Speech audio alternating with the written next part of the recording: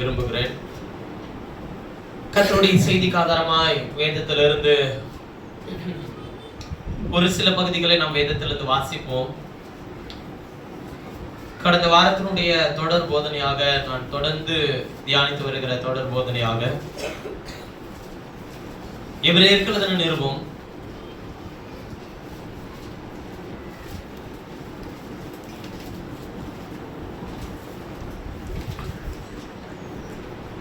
10வது அதிகாரம்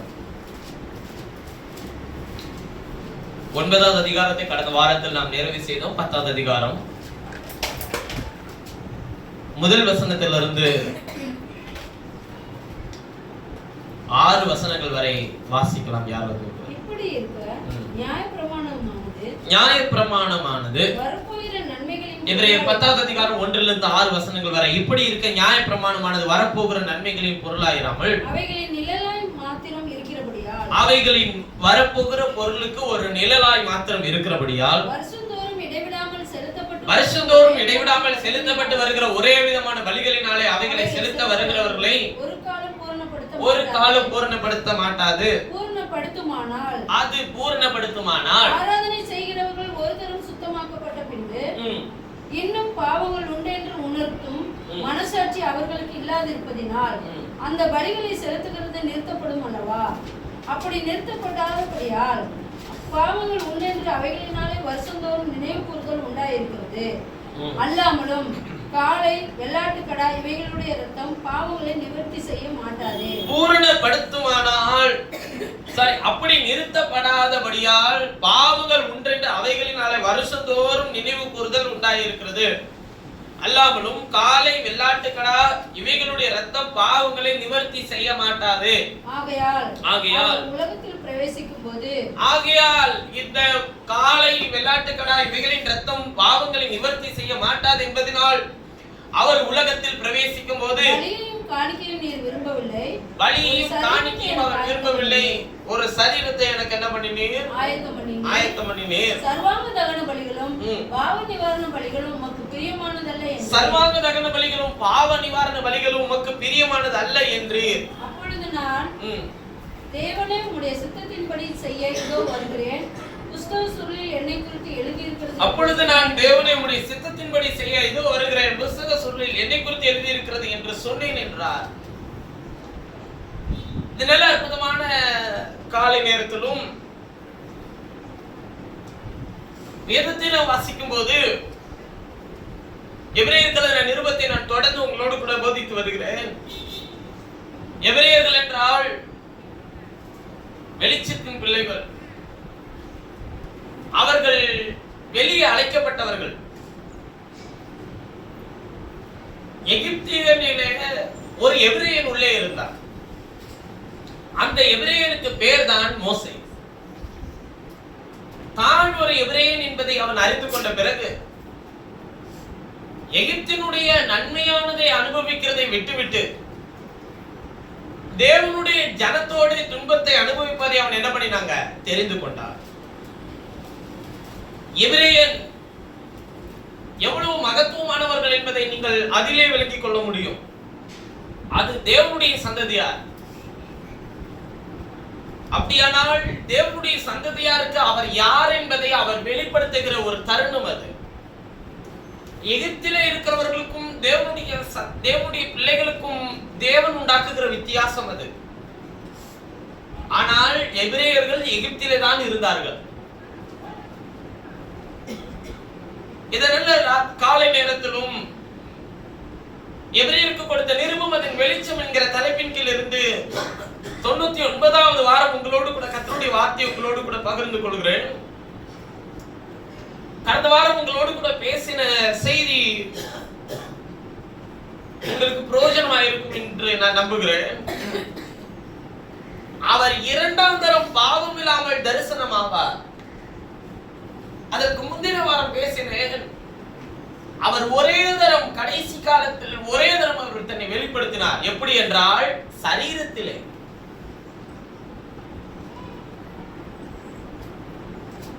பாவம் இல்லாமல் அவர் எப்படி தன்னை தரிசனமாக்க போகிறார் என்றால் அதரிசனமான தெய்வம், காணக்கூடாத தெய்வம், மகிமையின் சரீரத்தில் அவர் எப்படி உங்கள் கண்களுக்கு முன்பாக எழுந்தருளி போனார், அவர் அப்படியே திரும்ப வருவார்.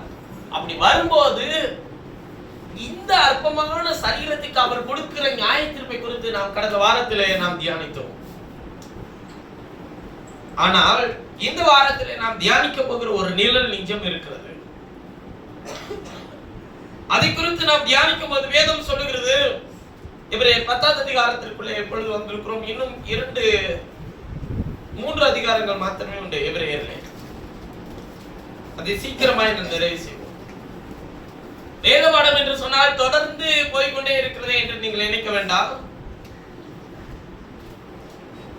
எபிரேயர் என்பது எல்லா புத்தகங்களுக்கும் ஒரு ஆதாரம் இதுதான். அதனால்தான் நான் எபிரேயரை நான் தொடர் போதனையாக போதிக்கிறேன். எபிரேயர்ல எல்லாமே இருக்குங்க. தேவனுடைய உருவாக்குதல், தேவனுடைய ரட்சிப்பு, தேவனுடைய மீட்பு, தேவனுடைய வருகை, நம்மை எடுத்துக்கொள்ளப்படுதல், நம்மை ரட்சித்தல், நம்மை ஆண்டவருடைய ராஜ்யத்தின் புத்திரர்களாய் சேர்த்துக் கொள்ளுதல், இந்த எல்லா நிலையுமே எதுல எழுதப்பட்டிருக்குங்க? எபிரேயர்ல எழுதப்பட்டிருக்கிறது. நீங்கள் வேதத்தில் பழைய ஏற்பாட்டையும் புதிய ஏற்பாட்டையும் இணைத்து காட்ட வேண்டுமானால், எப்போது வேண்டுமானாலும் எபிரேயரை எடுத்து வைத்து இணைத்து காட்ட முடியும். மெல்கிசேதேக்கை குறித்து நீங்கள் ஆதியாகமத்தின் புத்தகத்தில் நீங்கள் வாசித்த பிறகு அதை விவரமாய் பேசினது எபிரேயரிலே தான். அதனாலதான் எல்லா நிருபத்தையும் எழுதின அப்போஸ்தலன் எபிரேயரை மாத்திரம் எழுதும் போது அப்போஸ்தலனாகிய பவுல் எபிரேயருக்கு எழுதின நிருபம் என்று எழுதப்படவே இல்லை. அதை யார் எழுதினது என்றும் இன்று வரையிலும் யாருக்கும் தெரியாது.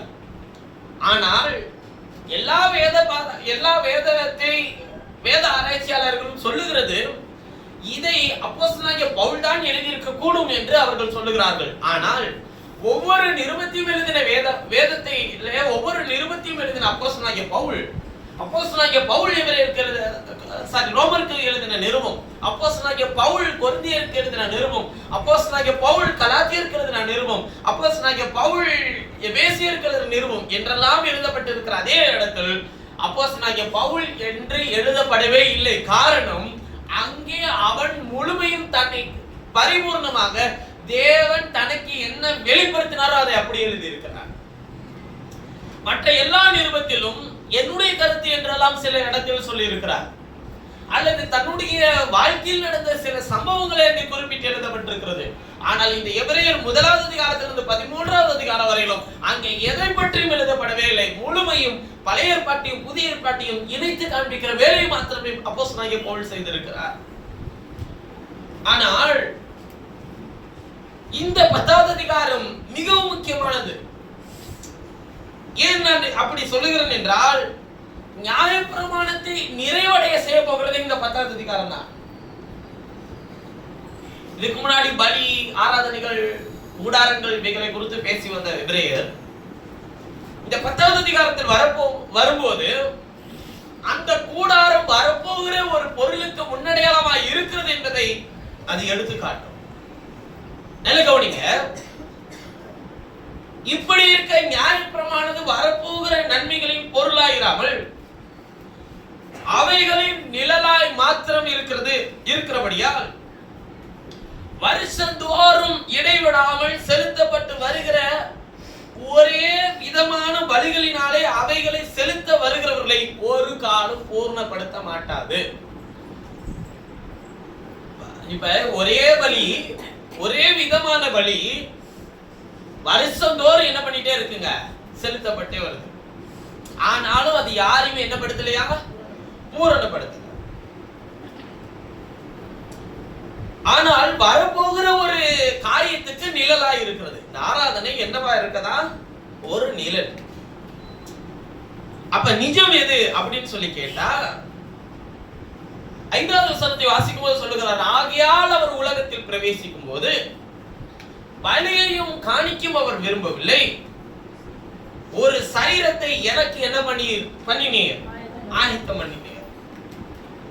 அப்ப ஒரு சரீரம் ஆயத்தமாக்கப்பட்டிருந்தது. அந்த சரீரம் தான் நிஜம். அந்த நிஜத்துக்கு முன்னடையாளமாய் ஒரு பொருளாய் நிழலாய் இருந்ததுதான் ஆசரிப்பு கூடாரம்.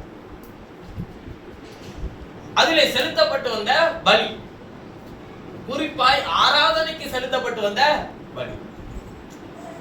வேதத்தை பல விதத்தில் நாம் தியானிக்கலாம். இன்று நாம் தியானிக்க போகிற காரியம்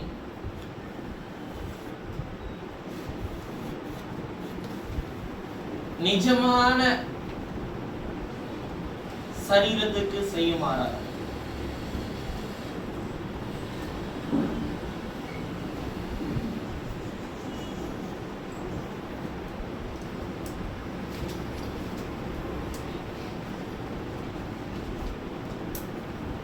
நிஜமான சரீரத்துக்கு செய்யும் ஆராதனை என்கிற மையப்பொருளை கொண்டு உங்களோடு கூட பேச நான் விரும்புகிறேன். இன்றைக்கு ஆராதனை என்கிற விஷயம் வரும்போதெல்லாம் பல நிலைகளில் ஆராதனை அப்படின்னாலே உங்கள் சரீரத்தை ஜீவ பலியாக ஒப்புக் கொடுங்கள், இதுவே நீங்கள் செய்யத்தக்க புத்தி உள்ள ஆராதனை என்றெல்லாம் சொல்லுவாங்க. எபிரேயர் 12:1 ரோமர் 12:1 எழுதப்பட்டிருக்கிறது. இப்ப நல்ல கவனிங்க. இப்ப சரீரத்தை ஜீவ பலியாக ஒப்புக் கொடுக்கணும்னா யார் இதற்கு முன்னடையாளமா இருந்தது? அவர் எதை நிழலாட்டமாய் அவர் நம்மை வைத்திருக்க விரும்பினார்? இப்ப ரெண்டு விஷயத்தை பேசணும். ஒண்ணு, பழைய ஏற்பாட்டில் அவர் செய்த நிழல், புதிய ஏற்பாட்டில் அவர் செய்திருக்கிற நிஜம். நிழல் வந்தாதான் நிஜம் வர முடியும். ஏனென்றால் வேதம் அப்படிதான் வைத்திருக்கிறது.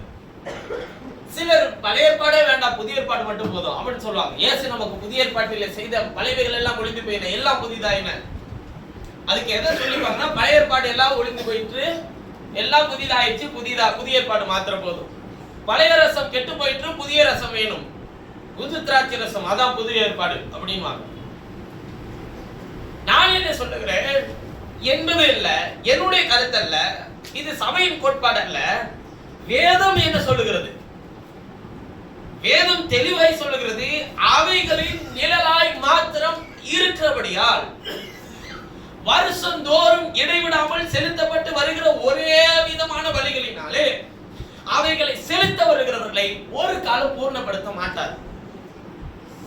இப்ப செலுத்த போற யாரையுமே அது என்ன ஆக்கலையா? அந்த பலி பூர்ணமாக்கல. இன்னொரு வசனத்தை வாசிக்கலாம். எபிரேயர்கள் நிருபம் 6வது அதிகாரம் 1வது வசனத்திலிருந்து வாசிக்கலாம். 1-2 வசனத்தை வாசிக்கலாம். ஆகையால் கிறிஸ்துவை பற்றி சொல்லிய மூல உபதேச வசனத்தை, கிறிஸ்துவை பற்றி சொல்லிய மூல உபதேச வசனத்தை நாம் விட்டு செத்த கிரியைகளுக்கு நீங்களாக மனம் திரும்புதல், தேவன் பேரில் வைக்கும் விசுவாசம், தேவன் பேரில் வைக்கிற விசுவாசம், ஸ்நானங்களுக்கு அடுத்த உபதேசம், கைகளை வைக்குதல், மரித்தோரின் உயிர்த்தெழுதல், நித்திய நியாயத்தீர்ப்பு என்பவைகளாய் அஸ்திபாரத்தை மறுபடியும் போடாமல் பூரணராகும்படி கடந்து போவோம். இப்ப நீங்க என்ன ஆகணுமா? பூரணராகும். பூரணர் ஆகணும். பூரணர் ஆகிறதுனா என்ன? தேவனுக்கு சித்தமானால் இப்படியே செய்வோம்னு சொல்லி அடுத்த வசனத்தில் எழுதப்பட்டிருக்கும். இப்ப பூரணர் ஆகிறதுனா என்ன? பூரணமாகுது.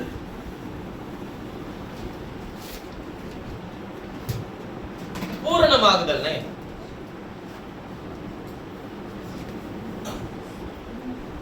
பூரணமாகும்படி கடந்து போவோமாகன்ற எதெல்லாம் மறுபடியும் போடாமன்றாரு?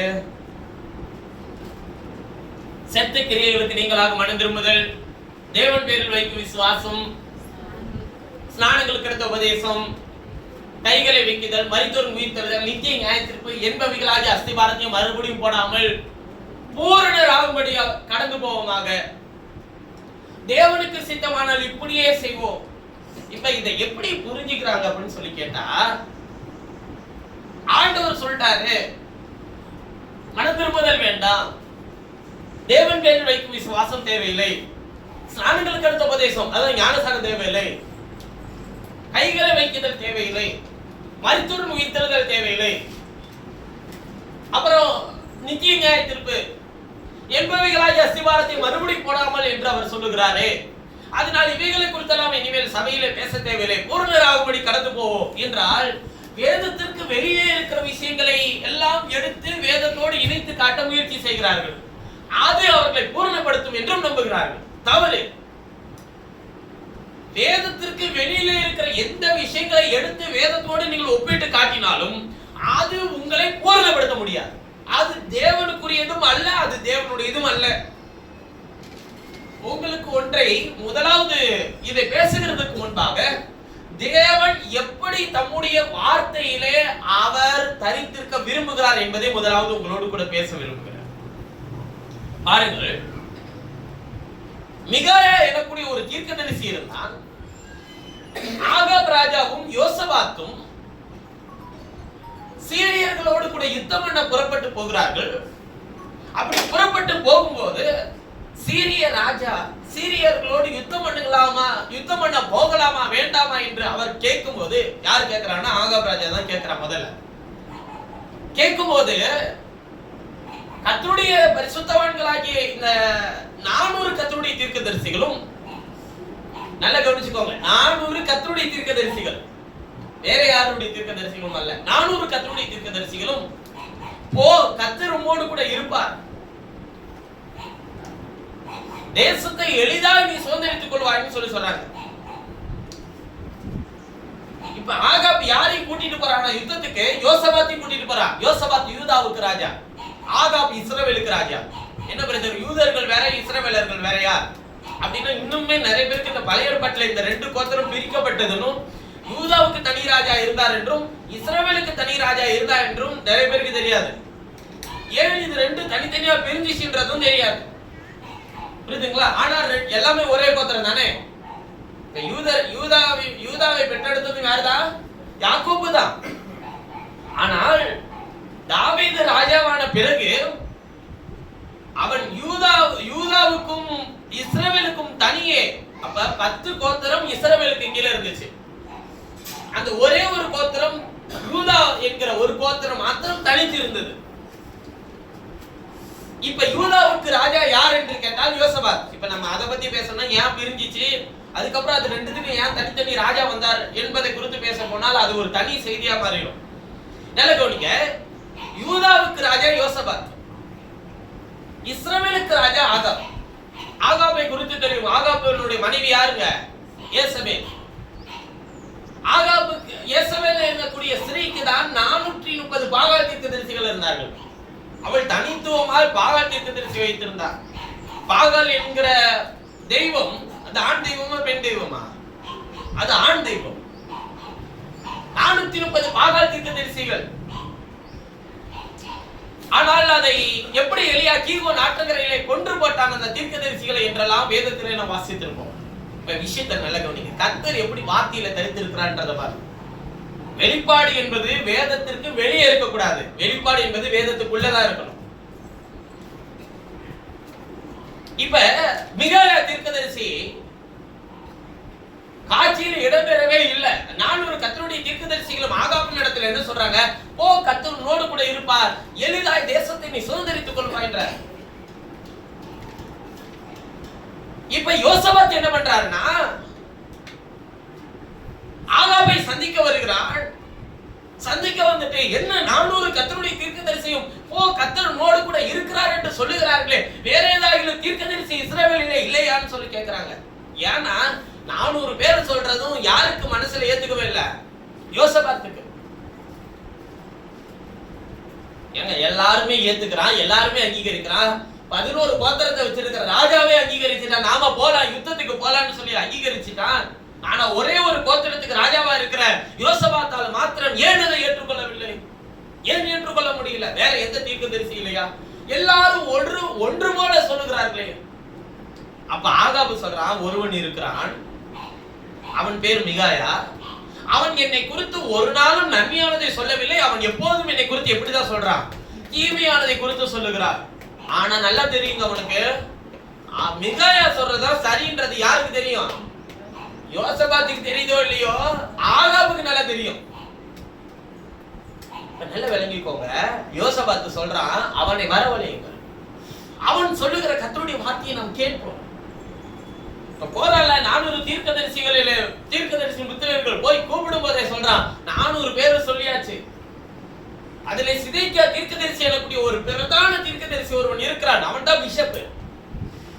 அவன் என்ன பண்ணுகிறான் என்றால், அவனே சொல்லிட்டாயா எங்க போ கர்த்தர் உன்னோடு கூட இருக்கிறார்னு சொல்லி யுத்தத்துக்கு போ என்று 400 பேர் சொல்லியாச்சு. இப்ப நீ வந்து என்ன மாத்திரம் சொன்னா போதும், அதை மாத்திரம் சொன்னால் போதும்.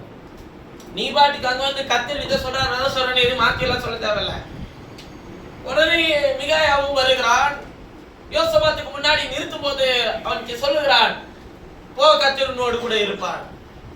அதுக்கு யோசபாத்து போய் பக்கத்துல கேட்பான் மிகாயாட்ட, மிகாயா கத்தர் உனக்கு என்ன சொன்னாரோ அதே என்று வேற ஒன்றும் சொல்லாது. இப்ப மிகாயாட்ட கத்தர் புதுசா வந்து பேசினாரா? மிகாயா சொல்லுகிறான், என் கண்கள் திறக்கப்பட்டது, தேவன் சிங்காசனத்தில் இருக்க நான் கண்டேன். அப்போது இவர்கள் நாவிலே யார சொல்றான் தெரியுங்களா? இவன் ஒரே ஒரு தீர்க்கதரிசி, அங்க இருக்கிறது 400 கர்த்தருடைய தீர்க்கதரிசி. அதுல பிஷப் எல்லாம் இருக்கிறாரு, சிதேக்கியா தீர்க்கதரிசி இருக்கிறாரு. சிதேக்கியா ராஜா வேற, சிதேக்கியா தீர்க்கதரிசி வேற. அவன் சொல்றா, இவர்கள் எப்படி பொய்யின் ஆவியை நான் கட்டளையிடுவேன், இவர்கள் எப்படி பொய்யை சொல்லுவார்கள் சொல்லி கேட்கும் போது பாதாளத்திலிருந்து பொய்யின் ஆவி ஏறி வந்து நான் இவர்கள் நாவிலே பொய்யின் ஆவியாக போய் நிற்கிறேன் என்று அதை சொல்ல நான் கேட்டேன். இப்போது அவர்கள் சொன்னது பொய்யின் ஆவியினால் சொல்லப்பட்ட தீர்க்க தரிசனம். ஜனங்கள் மேய்ப்பன் இல்லாத ஆடுகளை போல சிதறடிக்கப்படுகிறதை என் கண்கள் கண்டதுன்னு சொல்லி மிகாயா சொல்றான். அப்ப ஆகாபுக்கு கூட கோபம் வரல. ஆகாப் பத்தி தானே தீர்க்க தரிசனம் சொல்றான், ஆகாபுக்கு கோபம் வரல. சிதேக்கியா தீர்க்கதரிசி வந்து ஓங்கி கன்னத்திலே அடித்து கர்த்தர் எந்த வழியா எல்லை விட்டு இடத்திற்கு வந்தார் அப்படின்னு சொல்லி கேட்கிறார். அப்ப மிகாயா சொன்ன வார்த்தை என்ன தெரியுமா? வேற வார்த்தையை நீ மறந்து போலாம், தேவன் மறக்கிறவர் அல்ல. ஆனால் நீ பதுங்குக்குழியில ஒளிஞ்சி இருக்கும் போது நான் சொன்ன வார்த்தை கர்த்தருடையது என்பதை நீ அறிந்து கொள்வார். மிகாயா அந்த தீர்க்க தரிசனம் சொல்லிட்டு போய் இருந்த இடம் என்னன்னா, இடுக்கத்தின் அப்பத்தையும் இடுக்கத்தின் தண்ணீரையும் குடிக்கிறதுக்காக போய் சிறைச்சாலையில போட்டாங்க மிகாயாவை. ஆனா சொன்னது யார் சொன்னது நிறைவேறுச்சு? மிகாயா சொன்னதான் நிறைவேறுச்சு. ஏன்னா மிகாயா சொல்லல, மிகாயா சொல்றதுக்கு முன்னாடி எலியா தீர்க்கதரிசி அதை சொல்லி இருந்தார். யேசபேலுடைய மாம்சத்தை நாய்கள் தின்னும் என்றும் ஆகாபினுடைய இரத்தத்தை நாய்கள் நக்கும் என்றும் எலியா தீர்க்கதரிசி முன்னதாகவே கர்த்தருடைய ஆவியினால் உரைக்கப்பட்ட தீர்க்க தரிசன வசனத்தை அவர் ஒரு நாள் மாற்றிக் கொள்கிறவரே அல்ல. அது காலங்கள் ஆனாலும் நேரங்கள் ஆனாலும் எலியாவுக்கு அப்புறம் எலிசா வந்தார், எலிசாவுக்கு அப்புறம் மிகாயா வருகிறார். அந்த மிகாயாவின் காலத்துல தான் நடக்கிற விஷயம் இது. தேவன் எவ்வளவு காலங்களை எடுத்துக்கொண்டாலும் யார் மாறினாலும் தம்முடைய வார்த்தையில் அவர் தரித்திருக்கிறவராய் இருக்கிறார், மாற்றிக்கொள்ளவே மாட்டார். உங்களுக்கு ஒரு காரியத்தை விளங்கிக் கொள்ள ஒரு விஷயத்தை சொல்லுகிறேன். ஆதியாகமத்தின் புத்தகத்திலே அவர் சர்ப்பத்தோடு பேசும்போது சொன்னார், உன் வித்துக்கும் அவள் வித்துக்கும் பகை உண்டாக்குவேன், அவர் உன் தலையை சிலுவையில் நசுக்குவார், நீ அவர் குதிங்காலை நசுக்குவாய் என்று சொல்லி தேவன் தம்முடைய வார்த்தையை எப்படி பாதுகாக்கிறார் என்று நீங்கள் அதிலே விளங்கிக் கொள்ள முடியும். அவள் வித்து, அவளுக்கு வித்தே கிடையாது. ஒரு ஸ்திரீக்கு வித்து இருக்கிறதா? இல்லை. ஒரு புருஷனுக்கு வித்து உண்டு. ஒரு ஸ்திரீயால் வித்தை சுமக்க முடியும், ஆனால் புருஷனே வித்தை தனக்குள்ளே கொண்டவனாய் இருக்கிறான். ஆதாரம் அவனுக்குள்ளே இருக்கிறது. விதை அது மரத்தை தோற்றுவிக்கும், மரம் பூவை சுமக்கும், வேர் எதையுமே அது மரத்தை சுமக்கும். ஆனால் பூ அதனுடைய பழங்களை வெளியே கொண்டு வருகிறதுக்காக மரம் அப்படி பெண்ணின் ஒரு அற்புதமான ஒரு தன்மை. ஆனால் ஆண் ஒரு விதையாக இருக்கிறார். நல்ல விளங்கிக்கோங்க, ஸ்திரீயினால் வித்தை தோற்றுவிக்க முடியாது. ஆனால் அவளிடத்தில் இருந்து பிறந்தது யார்? கிறிஸ்து, இயேசு கிறிஸ்து. ஆனால் உன் வித்துக்கும் அவள் வித்துக்கும் நான் பகை உண்டாக்குவேன் சொல்லி சொன்னார் ஆண்டவர். யார்கிட்ட? சர்ப்பத்தின் இடத்தில். அந்த ரெண்டு வித்துக்கு எப்ப பகை வந்துச்சு? நீங்க நினைக்கலாம், இயேசு இஸ்ரவேலர்கள தானே இருந்தார், அது தேவனுடைய பிள்ளைகள் தானே. அங்கே இருந்தது. இயேசுவே சொல்லுகிறார், நீங்கள் உங்கள் பிதாவாகிய பிசாசினால் உண்டானவர்கள். பொல்லாத உபச்சார சந்ததியார் என்னிடத்தில் என்ன தேடுகிறார்கள்? அடையாளத்தை தேடுகிறார்கள். நீரின் பாம்பின் குட்டிகளை வரும் கோபத்துக்கு தப்பித்துக் கொள்ள வகை காட்டினவன் யார்? உங்கள் இருதயத்திலே நீங்கள் ஆபிரகாமுக்கு பிள்ளைகள் என்று எண்ணிக்கொள்ளாதீர்கள். தேவன் இந்த கல்லுகளினாலே ஆபிரகாமுக்கு பிள்ளைகளை உண்டு பண்ண வல்லவராய் இருக்கிறார். நல்ல விளங்கிக்கோங்க, அங்கே இருந்தது இயேசு கிறிஸ்துவினுடைய அதாவது மாம்சத்தின்படி அவர்கள் ஆபிரகாமின் சந்ததியார் என்று எண்ணப்பட்டாலும் அவர்கள் ஆபிரகாமின் சந்ததியார், அவர்கள் தேவனுடைய சந்ததியார் அல்ல. அவர்கள் இருதயத்தில் என்ன நினைக்கிறாங்க? நாங்க ஆபிரகாமின் வித்துன்னு நினைக்கிறாங்க. அவர்கள் தேவனுடைய சந்ததியார் அல்ல.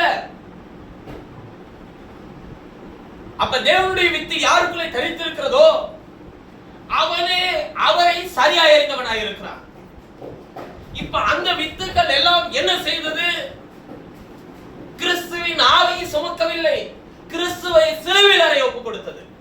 அவர்கள் என்ன செய்தார்கள்? பரபாசை எங்களுக்கு விடுதலை செய்யும், இயேசுவை சிலுவையில் அறையும் என்றார்கள். எப்படி? கவனியுங்கள். ஒரு குற்றவாளியை அவர்கள் விடுதலை செய்கிறார்கள், நீதிமானை அவர்கள் சிலுவையில் அறைகிறார்கள். நீதிமானை கொன்று போட்டது எந்த சந்ததியார்? சர்ப்பத்தின், பிசாசினுடைய சந்ததியார்.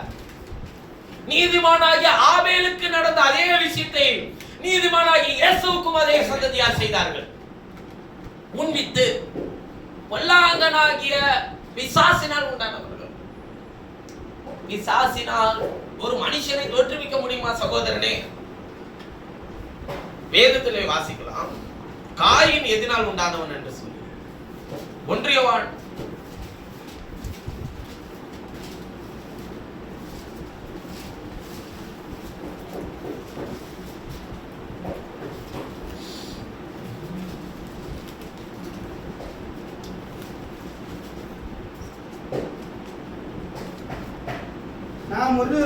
3வது அதிகாரம், 1 யோவான் 3வது அதிகாரம் 12வது வசனத்துல வாசிக்கலாம். பொல்லாங்கனால் உண்டாயிருந்த தன் சகோதரனை கொலை செய்த காயினை போல இருக்க வேண்டாம். அவன் எது நிமித்தம் அவனை கொலை செய்தான்? எது நிமித்தம் அவன் அவனை கொலை செய்தான்? அவன் கிரியைகள் பொல்லாதவைகளும் தன் சகோதரனுடைய கிரியைகள் நீதியுள்ளவருமாய் இருந்தது நிமித்தம் தானே. பாருங்க, நல்ல கவனிங்க. இவன் எதனால் உண்டானவன்? முதல்ல பொல்லாங்கனால் உண்டாயிருந்த காயினை, தன் சகோதரனை கொலை செய்த காயினை போல இருக்க வேண்டாம். காயின் இப்ப எதனால் உண்டானவன்? பொல்லாங்கனால் உண்டானவன். ஆதியாகமத்தின் புத்தகம் 4வது அதிகாரம் 1 வசனத்தை போய் படிங்க. அப்படி எழுதி இருக்கான், படிங்க. ஆதியாகமம் 4 1வது வசனம். ஆதாம் தன் மனைவியாகிய ஏவாளை அறிந்தான். ஆதாம் தன் மனைவியாகிய ஏவாளை அறிந்தான். அவன் கர்ப்பவதியாகி காயினை பெற்று, கர்த்தரால் ஒரு மனுஷனை பெற்றேன் என்றால். இப்பொழுது கர்த்தரால் ஒரு மனுஷனை பெற்றேன் என்றால், பின்பு அவனுடைய சகோதரனாகிய ஆபேலை பெற்றான். கர்த்தரால் ஒரு மனுஷனை பெற்றேன். ஆதியாகமம் 4:1. 1 யோவான் 3:12 வாசிக்கும்போது பொல்லாங்கனால் உண்டாயிருந்த காயின். கர்த்தரால் பிறந்தவனா பொல்லாங்கனால் உண்டானவன்? இந்த உலகத்தில் எந்த ஜீவனும் கர்த்தரால் தான் உருவாக்க முடியும். கர்த்தர் தேவனை அன்றி, அவர் சொல்லுகிறார் ஏசாயாவிலே, அழித்து நிக்கிரகமாக்குறவனை நானே உண்டாக்கினேன். அப்ப எல்லா ஜீவனையும், எல்லா காரியத்தையும், ஒவ்வொரு அணுவையும், ஒவ்வொரு அசைவையும் உருவேற்படுத்தினது கர்த்தர். ஆனால் அவனுக்குள்ளே இருந்த பொல்லாத சிந்தனை யாரிடத்தில் வந்து இருக்கிறது? அது காயினுக்கு இருந்த பொல்லாத சிந்தனை, அது பிசாசின் இடத்திலிருந்து அவனுக்கு வந்திருக்கிறது. யாக்கோபிலே வாசிக்கிறோம், தேவன் ஒருவனையும் பொல்லாங்கினால் சோதிக்கிறவர் அல்ல, சோதிக்கப்படுகிற எவனும் நான் தேவனாலே சோதிக்கப்படுகிறேன் என்று சொல்லாது. தேவன் ஒருவனை பொல்லாங்கினால் சோதிக்கிறவர் அல்ல. ஏனென்றால் பொல்லாப்பு என்கிற ஒரு காரியம் தேவனிடத்தில் இல்லவே இல்லை. பொல்லாப்பு தேவனிடத்தில் இல்லை. அதனாலதான் அவர் சொன்னாரு, ஆகையால் பொல்லாப்பு உனக்கு நேரிடாது, வாதை உன் கூடாரத்தை அணுகாது.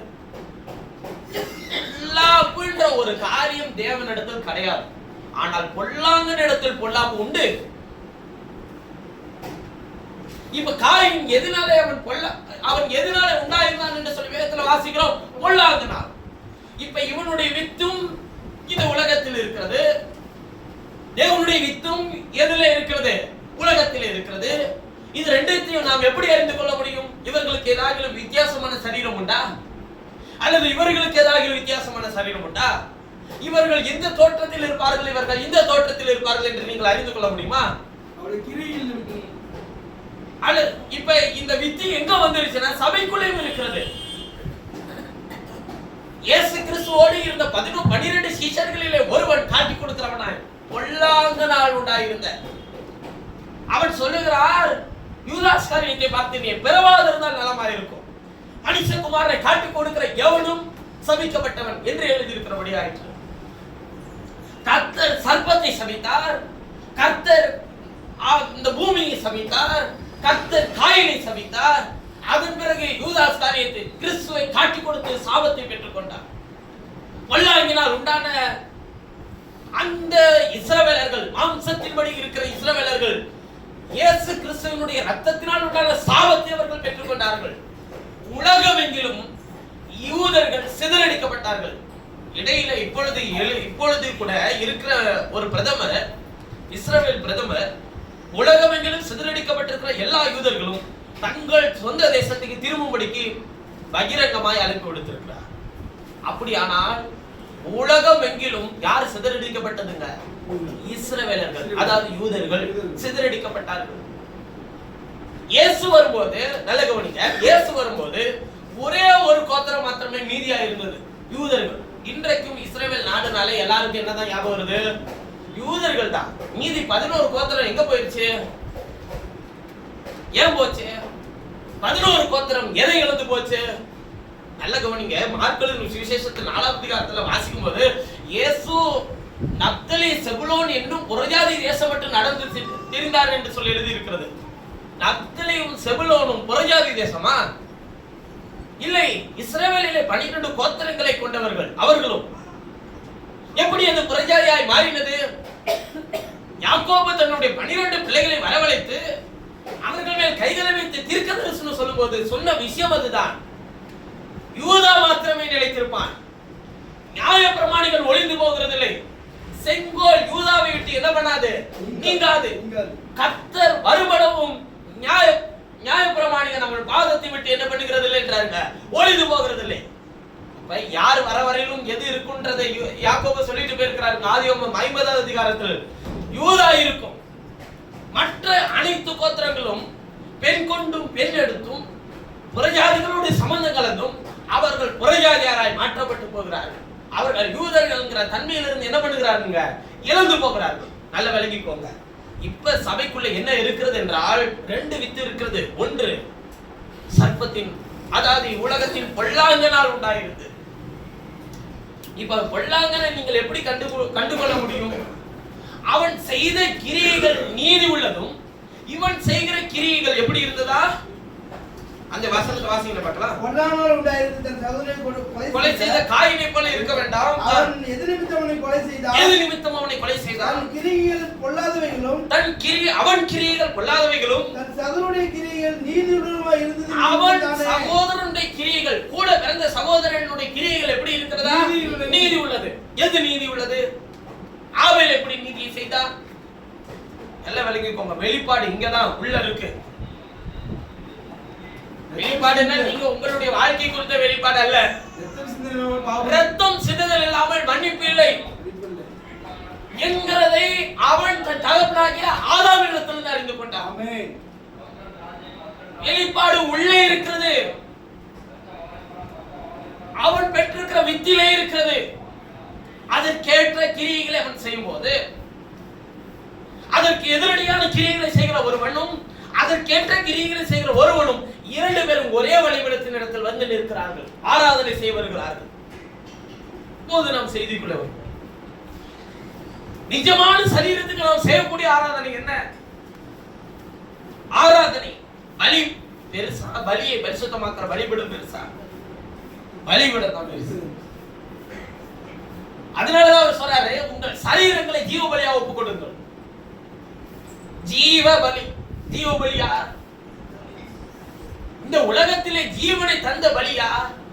கர்த்தராகிய இயேசு கிறிஸ்து. உங்கள் சரீரங்கள் என்றாரே, உங்களுடைய சரீரம் எது? உங்களுக்கான சரீரம் எது? நீங்க யாரு? உங்களுக்கான சரீரம் எதுன்றத உங்களுக்கு சொல்றேன். முதல்ல நல்ல கவனிங்க. நீங்கள் இப்பொழுது யாரா இருக்கிறீங்க? தேவனுக்கு பிள்ளைகளா இருக்கு. இனி எப்படி இருப்போம்? கிறிஸ்துவினுடைய சபையா இருக்கும்போது அவருக்கு என்னவா சொன்னாரு? மணவாட்டி. மணவாட்டி என்பவள் புருஷனுடைய சரீரத்தினுடைய ஒரு பாகம். ஆண்டவர் சொல்கிறார், நீங்களே கிறிஸ்துவின் சரீரமாயும் தனித்தனியா அவங்களுமாயும் இருக்கிறீர்கள். நல்லா கவனிச்சுக்கோ. நிஜமான சரீரம், உங்களுக்கான நிஜமான சரீரம் யார் என்றால் அது கர்த்தராகிய இயேசுவின் சரீரம் தான். அதிலே நீங்களும் நானும் என்னவா இருக்கிறோம் என்றால் அவைகளாக, உறுப்பினர்களாக அல்ல. உறுப்பினர்கள் என்பது சேர்க்கலாம், நீக்கலாம். எதுக்கெல்லாம் உறுப்பினர் அட்ட தேவை தெரியுமா? அந்த சபையிலிருந்து ஏதாவது நன்மை பெற, அதாவது கல்யாணம் அப்புறம் மரணம், ரெண்டு தவிர வேற எதுக்கும் அந்த உறுப்பினர் அட்டை பிரயோஜனப்படாது. இது ரெண்டும் அந்த உறுப்பினர் அட்டை இல்லாம நடக்கவே நடக்காதா? நடக்கும். ஆனால் பிசாசு என்ன பண்ணினான் என்றால் தந்திரமா இதில் வலையில சிக்க வைத்தார். கவனிங்க, கிறிஸ்துவனுடைய உண்மையான சரீரம் உங்களுக்காக ஒரே தரம் பலியாக்கப்பட்டதினாலே இந்த உலகத்திலே பூரணமான ஒரு சரீரம் இருக்குமானால் அது கர்த்தராகிய இயேசுவின் சரீரம் தான். பூரணமான சரீரம் என்றால் மகிமை அடைந்த சரீரம். பாருங்க, ஒரு உதாரணத்தை சொல்றேன். ஒரு பிள்ளை சேஷபுத்திர பாகத்தை பெற வேண்டுமானால், ஏன்னா இதை சொன்னாதான் உங்களுக்கு நான் அந்த பூரணமாகுதல்னா என்னன்னே தெரிய வரும். ஒரு பிள்ளை சேஷபுத்திர பாகத்தை அடைய வேண்டுமானால், அதாவது உங்களுக்கு புரியும்படிக்கு சொல்லணும்னா உங்களுடைய சொத்துக்கும் உங்களுடைய உரிமைக்கு அவன் தகுதி உள்ளவனாய் மாற வேண்டுமானால், இப்ப பிள்ளை வயிற்றுல இருக்கும்போது அது தகுதி வந்துருமா? வராது. அப்புறம் பிள்ளை முழு வளர்ச்சி அடைந்து சரியா எது பிரசவிக்கப்பட்டு அப்பொழுது தகுதி வந்துருமா? வராது. அவன் புத்திரனாக மாற வேண்டும், அது வளர வேண்டும். அதற்கு சரியான புத்திரன் என்கிற நிலை இருக்கிறது. பிள்ளை குழந்தை பருவம் வேறு, பிள்ளை என்கிற பருவம், அதாவது பிள்ளை என்கிற பருவத்தை தாண்டி புத்திரன் என்கிற பருவமா அவன் சொல்றான். அதான் உலகத்தை சொல்றான், மெச்சூரிட்டி 18 வயசு. அப்பதான் அவன் என்ன ஆகுறான்? புத்திரனாய். அவன் சுயமா யோசிக்கக்கூடிய எல்லா விஷயத்தையும் அவன் சுயமாய் செய்கிறதற்கு எல்லாவற்றுக்கும் அவனுக்கு என்ன உண்டு? அதிகாரம் உண்டு அப்படின்னு சொல்லி ஒவ்வொரு அரசாங்கமும் உத்தரவை பிறப்பிக்கிறது. அவன் யாரை வேண்டுமானாலும் அவன் திருமணம் செய்து கொள்ள அவனுக்கு அதிகாரம் உண்டு. அவன் எதை வேண்டுமானாலும் செய்ய அவனுக்கு என்ன உண்டு? அதிகாரம் உண்டு. அந்த 18 வயசுக்கு கீழே இருக்கிறவர்களும் எல்லாத்திலும் என்ன இருக்குங்க? ஒரு ரெஸ்ட்ரிக்ஷன் இருக்கு. பெற்றோர்கள் நான் நடத்தப்பட வேண்டும், சமுதாயத்திலே கல்வியினால் நடத்தப்பட வேண்டும், பள்ளியினால் நடத்தப்பட வேண்டும், ஆசிரியர்கள் நடத்தப்பட வேண்டும், அரசாங்கத்தினால் நடத்தப்பட வேண்டும். எல்லாவற்றுக்கும் அவன் கீழே தான் இருக்க வேண்டும். ஏன்? அவன் அந்த சரியான அந்த வயதின் பருவத்தை அடையும் போது இதைதான் செய்ய வேண்டும் என்கிறதை அவன் கற்றுக்கொள்ள தொடங்குகிறான். சிறு வயதிலிருந்து பருவத்தை அடைந்த பிறகு அவன் என்ன செய்ய வேண்டும் என்று இத்தனை வருஷமாய் கற்றுக்கொண்டு வந்தானோ அதை அவன் இனிமேல் செய்ய துவங்குகிறான்.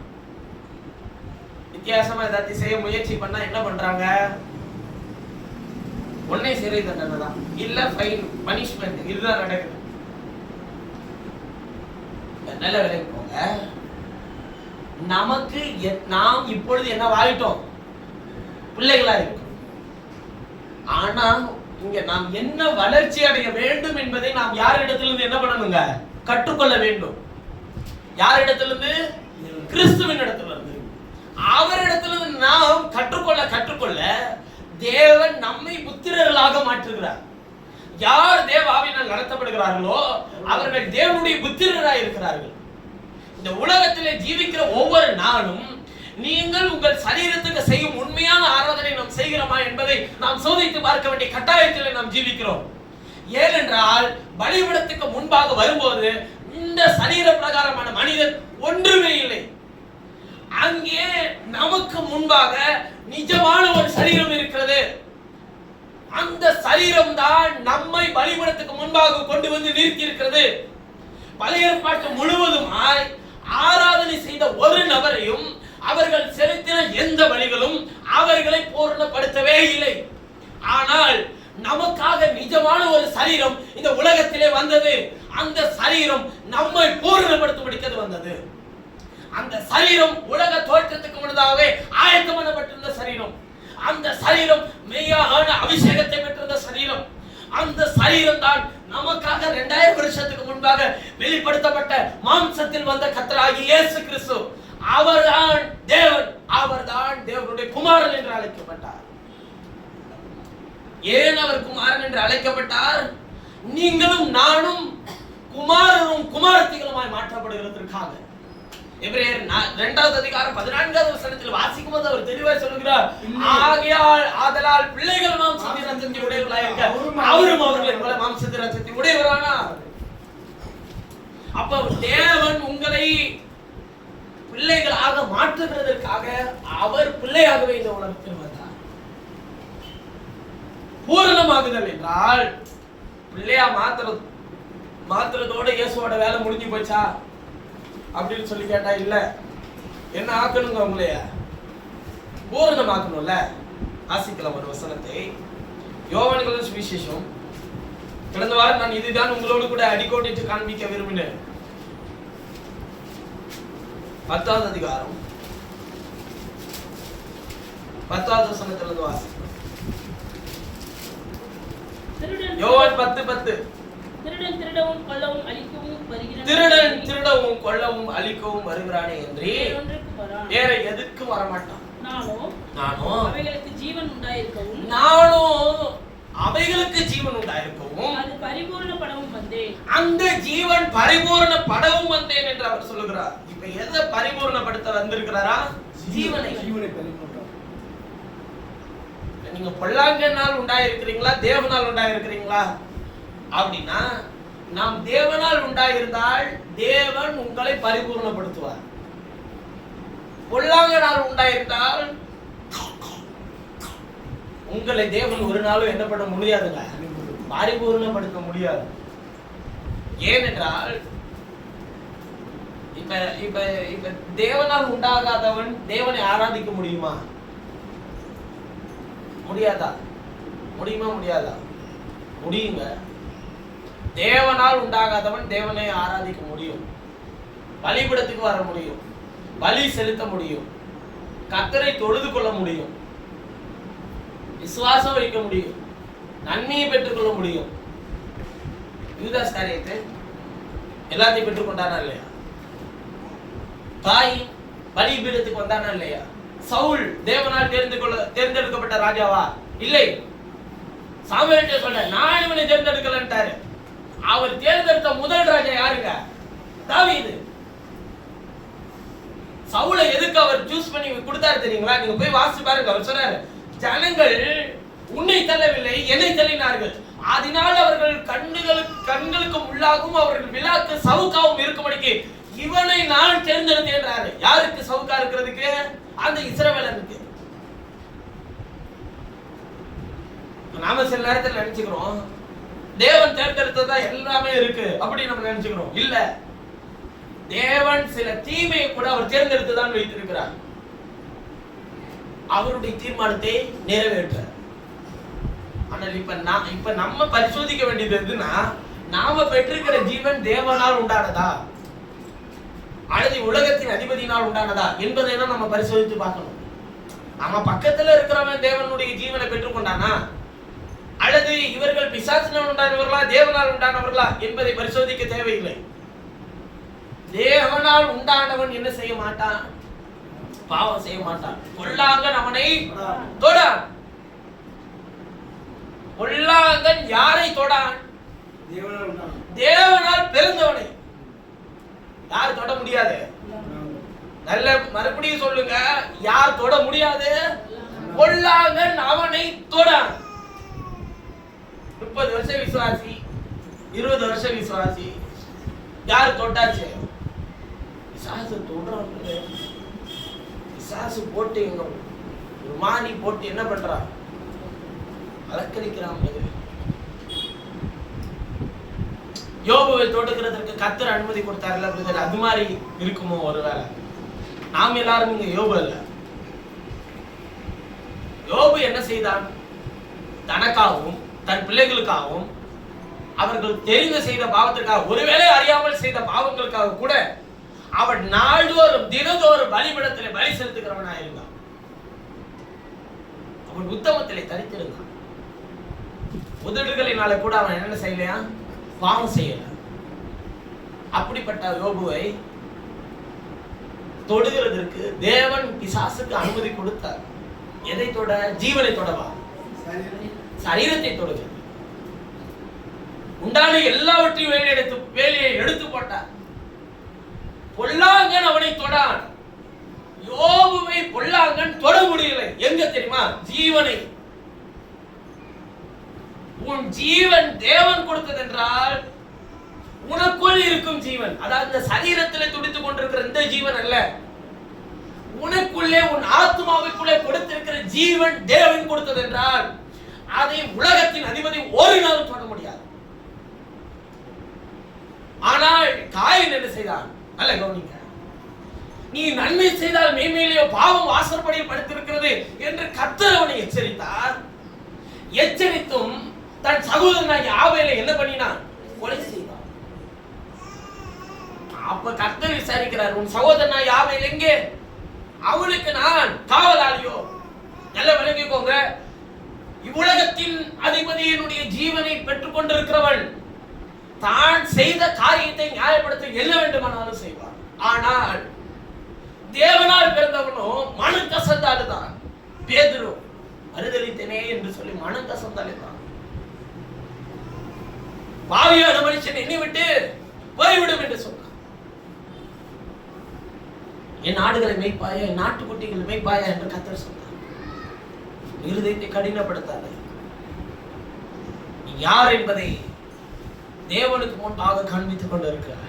மனுஷனுக்கு முன்னாடி நீ என்ன நாளும் காட்டிடலாம், ஆனா கர்த்தருக்கு முன்னாடி உன்னோட இருதயம் எப்படிப்பட்டது என்பதை மறைக்கவே முடியாது யாராலையும்.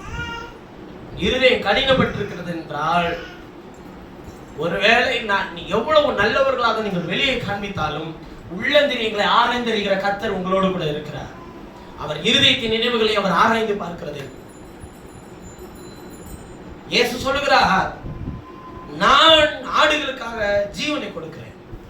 கொடுத்த ஜீவன் அப்படியே விட்டுட்டு போயிடல, அந்த ஜீவன் பரிபூர்ணப்படவும் வந்தேன். இயேசுவோட வேலை இன்னும் முடியல. என்ன வேலை செஞ்சிட்டு இருக்கிறாருங்க? ஜீவனை கொடுக்கிற வேலை முடிஞ்சிருச்சு. ஜீவனை கொடுத்துட்டாரா இல்லையா? ஜீவனை வச்சிருக்கிறாரா? ஜீவனை பெற்றுக் கொண்டிருக்கிறீங்களா? ஜீவனை நாம் நமக்குள்ளே கொண்டிருக்கிறோம். எங்கே ஜீவன் இருக்கிறது? இயேசு கொடுத்த ஜீவன் எங்கே இருக்கிறது? உங்கள் ஆத்மாவிலே. ஆதாமுக்கு அவர் எப்படி செய்தாரோ அப்படியே அவர் உங்களுக்கும் எனக்கும் செய்திருக்கிறார். மரித்தோ இந்த உலகத்திலே பாவத்தில் அக்கிரமத்தில் மரித்தவர்களாய் இருந்த நம்மை கிறிஸ்துவுடனே கூட என்ன பண்ணினார்? உயிர்ப்பித்தார். ஜீவன் ஆத்மாவிற்குள்ளே இப்பொழுது இருக்கிறது. ஆனால் அது மாத்திரம் போதாது, ஜீவன் பரிபூர்ணப்பட வேண்டும். எந்த ஜீவன்? நீங்கள் ஆத்மாவில் பெற்றிருக்கிற ஜீவன் பரிபூர்ணப்பட வேண்டும். அப்படி என்றால் என்ன செய்ய வேண்டும்? ஒரு நிழல் முன்பாக இருக்கிறது, ஒரு நிஜம் அதற்கு பின்பாக வருகிறது. இப்ப ஆசிரிப்பு கூடாரம் ஜீவனை கொடுக்கிற ஊழியம் அல்ல, ஜீவனை எடுக்கிற ஊழியமா இருந்தது. ஆனால் நிழல் நிஜத்தை கொண்டு வந்தது. ஒரு உண்மையான சரீரம் தான் ஜீவனை கொடுக்க முடியும். எல்லா ஜீவனை சிந்தக்கூடிய எல்லா ரத்தங்களும் சிந்தப்பட்டது, ஆனால் எதுவும் எந்த மனுஷனுக்கும் ஜீவனை கொடுக்கவே இல்லை. நாள்தோறும் வருஷந்தோறும் ஒரே விதமான பலி செலுத்தப்பட்டு வந்தது, யாருக்குள்ளும் ஜீவன் போகவே இல்லை. ஆனால் ஒரே வழியினாலே இயேசு கிறிஸ்து எனக்கூடிய ஒரே ஜீவன் நமக்கு வெளிப்பட்டதினாலே அந்த ஜீவன் நமக்குள்ளே பிரவேசித்தது. 1 யோவான் 1வது அதிகாரம் 1வது வசனத்தை வாசிங்க பார்க்கலாம். 1 யோவான் 1வது அதிகாரம் 1வது வசனம். 1 யோவான் 1:1. ஆதி முதல் இருந்ததும் நாங்கள் கேட்டதும் எங்கள் கண்களினாலே கண்டதும் நாங்கள் நோக்கி பார்த்ததும் எங்கள் கைகளினாலே தொட்டதுமா இருக்கிற ஜீவ வார்த்தை குறித்து உங்களுக்கு அறிவிக்கிறோம். இயேசுவை குறித்து தான் சொல்றாருங்க. ஆதி முதல் இருந்ததும் ஒரு எப்பே இருந்ததுங்க. ஆதி முதல் அவர் உலக தோற்றத்துக்கு முன்னதாகவே அவர் இருக்கிறார். நாங்கள் கண்டதும் எங்கள் கைகளினாலே தொட்டதும் நாங்கள் நோக்கி பார்த்ததுமாய் இருக்கிற ஜீவ வார்த்தை குறித்து பேசுகிறோம். ஆதியிலே வார்த்தை இருந்தது, அந்த வார்த்தை தேவனிடத்தில் இருந்தது, அந்த வார்த்தை தேவனாகவே இருந்தது. எப்படி நீங்கள் அவரை பிரிக்க முடியும்? அவர்தான் தேவன். தேவன் மாம்சத்தில் அவர் வெளிப்படுகிறார். ஆவியிலே அவர் நீதி உள்ளவர் என்று விளங்கப்பட்டார். அந்த ஜீவ வார்த்தை குறித்து பேசுகிறோம். அந்த ஜீவன் வெளிப்பட்டது. உலக தோற்றத்துக்கு முன்னதாக உங்களுக்கும் எனக்கும் ஆயத்தமாக்கப்பட்டுள்ள ஒரு ஜீவன் உண்டு. அந்த ஜீவன் ஒரு சரீரத்திலிருந்து அந்த சரீரம் நமக்காக வெளிப்பட்டது. அந்த சரீரம் வெளிப்பட்டு அடிக்கப்பட்ட போது அதிலே இருக்கிற ஜீவன் நம்முடைய ஆத்மாவை உயிர்ப்பித்தது. பாவத்திலும் அக்கிரமத்திலும் மரித்திருந்த நம்முடைய ஆத்மாவை அந்த ஜீவன் உயிர்ப்பித்து வெளியே கொண்டு வந்தது. ஜீவன் வந்தது மாத்திரம் இல்ல, செய்தி அதோட அல்ல. என்ன ஆகணும்? அடுத்து பூரணம் ஆகணும்ல, அதான் செய்தி இருக்கு. ஜீவன் வந்தாயிருச்சு, அசைவு உண்டாயிற்று, நரம்புகள் உண்டானது, எலும்புகள் தன் எலும்புகளோடு சேர்ந்தது, அது மேல் நரம்புகள் உண்டானது, அது மேல் சதைகள் உண்டானது, அது மேல் தோல் உண்டானது. ஆகிலும் அதற்குள்ள என்ன வரவில்லை? ஜீவன் வரவில்லை. மீண்டும் ஜீவனை பார்த்து தீர்க்கதரிசன உரை என்று அவர் சொன்னார். ஆவி அவர்கள் மேல் வந்தது, அவர்கள் காலூன்றி எழுப்பி நின்றார்கள். ஜீவன் வந்தது, ஜீவன் வந்துருச்சு. ஜீவன் என்ன ஆகணுங்க? பரிபூர்ணம் ஆகணும்ல. பரிபூர்ணமாக என்ன செய்யலாம்? இயேசு தம்முடைய நமக்கு முன்மாதிரியே இயேசு தான். ஏன்னா ஒரே சரீரம் தான் இருக்கு. நிஜமான சரீரம் கிறிஸ்துவின் சரீரம் மாத்திரமே. நம்முடைய சரீரம் எல்லாம் போலியானது. பாருங்க, எல்லா சரீரமும் ஒரே மாதிரி இருக்கா? இல்ல, ஒவ்வொன்று ஒவ்வொரு வித்தியாசமானது. அதுல சிலர் பலவீனப்பட்டுட்டே இருப்பாங்க. சில சரீரங்கள் இயற்கையாவே அவங்களுடைய சரீரம் சில விஷயங்கள்ல என்ன ஆயிட்டே இருக்குங்க, பலவீனம் ஆயிட்டே இருக்கும். சிலர் சொல்லுவாங்க, எப்போ பார்த்தாலும் உனக்கு முடியலையா, எப்போதான் நீ நல்லா இருப்ப. நமக்கும் அதே பலவீனம் வரும்போதுதான் அந்த பலவீனத்தினுடைய தன்மை என்னன்றது தெரியும். ஒண்ணு வலியை தூக்கி சுமக்க முடியலனாலும் சுமக்கிறவனை பார்த்து ஏளனமா பேசுறாங்க. நாளைக்கு அந்த வலி வராதுன்றதுக்கான எந்த நிச்சயமும் ஒட்ட கிடையாது.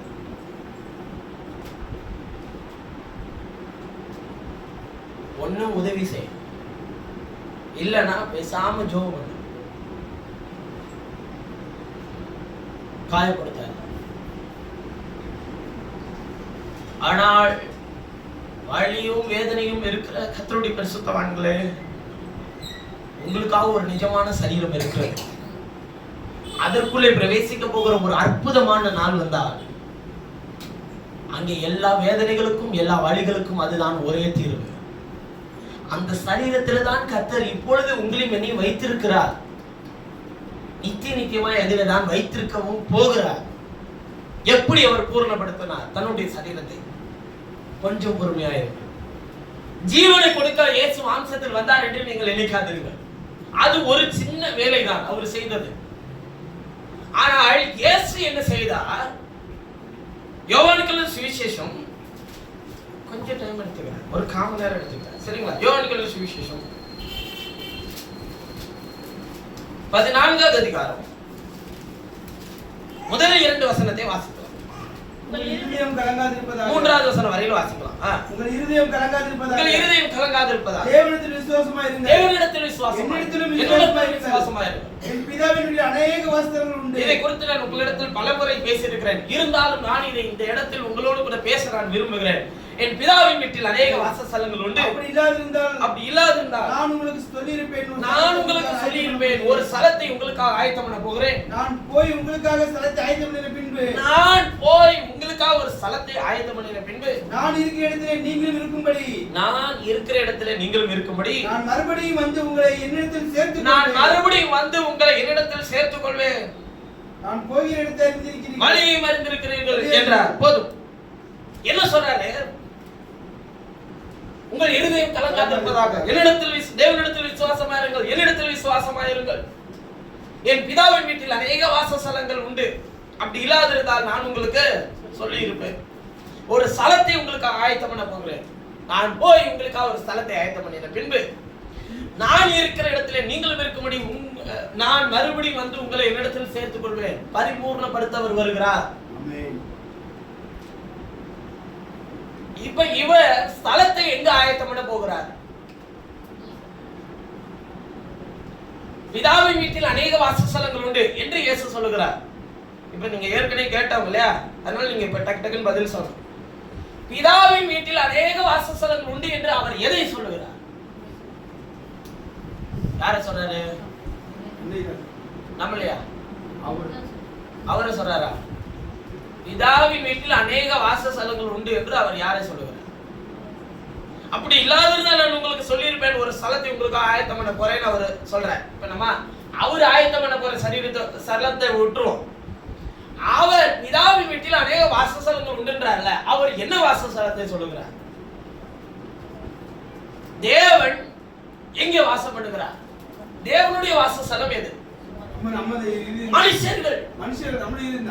அவர் தேவன் மனுஷர்களிடத்தில் வாசப்படுகிறார்.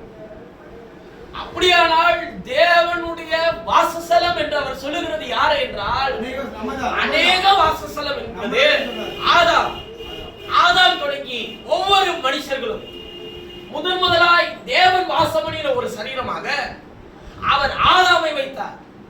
மல்கியாவின் தீர்க்கதரிசன புத்தகம் 2ஆம் அதிகாரம் 15வது வசனத்தை வாசிக்கும் போது, தேவன் ஒருவனை அளவா படைத்தார், ஆவி அவரிடத்தில் பரிபூரணமாய் இருந்தது, பிள்ளைகள் ஒருவனை படைத்தார், தேவ பக்தியுள்ள சந்ததியை வெளிப்படுத்தினானே, ஆவி அவரிடத்தில் பரிபூரணமாய் இருந்தது. எல்லா மனுஷன் எல்லாவற்றையும் உருவாக்கும் போது அவர் எப்படி உருவாக்கினார்? வார்த்தையினால் உண்டாக்குனார். உருவாக்கும் போதே சொன்னாரு, திரளாய் பெருக கடவுள். ஆணும் பெண்ணுமாக அவைகளை சிருஷ்டித்தார், உருவாக்கினார்.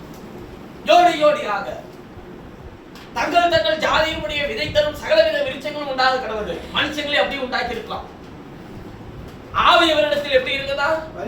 பரிபூர்ணமாய். அப்படியானால் மனுஷனுடைய முதல் மனுஷன் யார்? ஆதாம். கடைசி மனுஷன் யார்? நமக்கு தெரியாது. அந்த கடைசி மனுஷனுடைய ஆவி வரையிலும் அவரிடத்தில் பரிபூர்ணமாய் இருந்தது. இந்த உலகத்தில் கடைசியாக பிரவேசிக்க போகிற அந்த குழந்தையினுடைய ஜீவன் வரையிலும் எல்லாம் அவருக்குள் பரிபூர்ணமாய் இருந்தது. ஆனாலும் அவர் யாரை தான் படைத்தார்?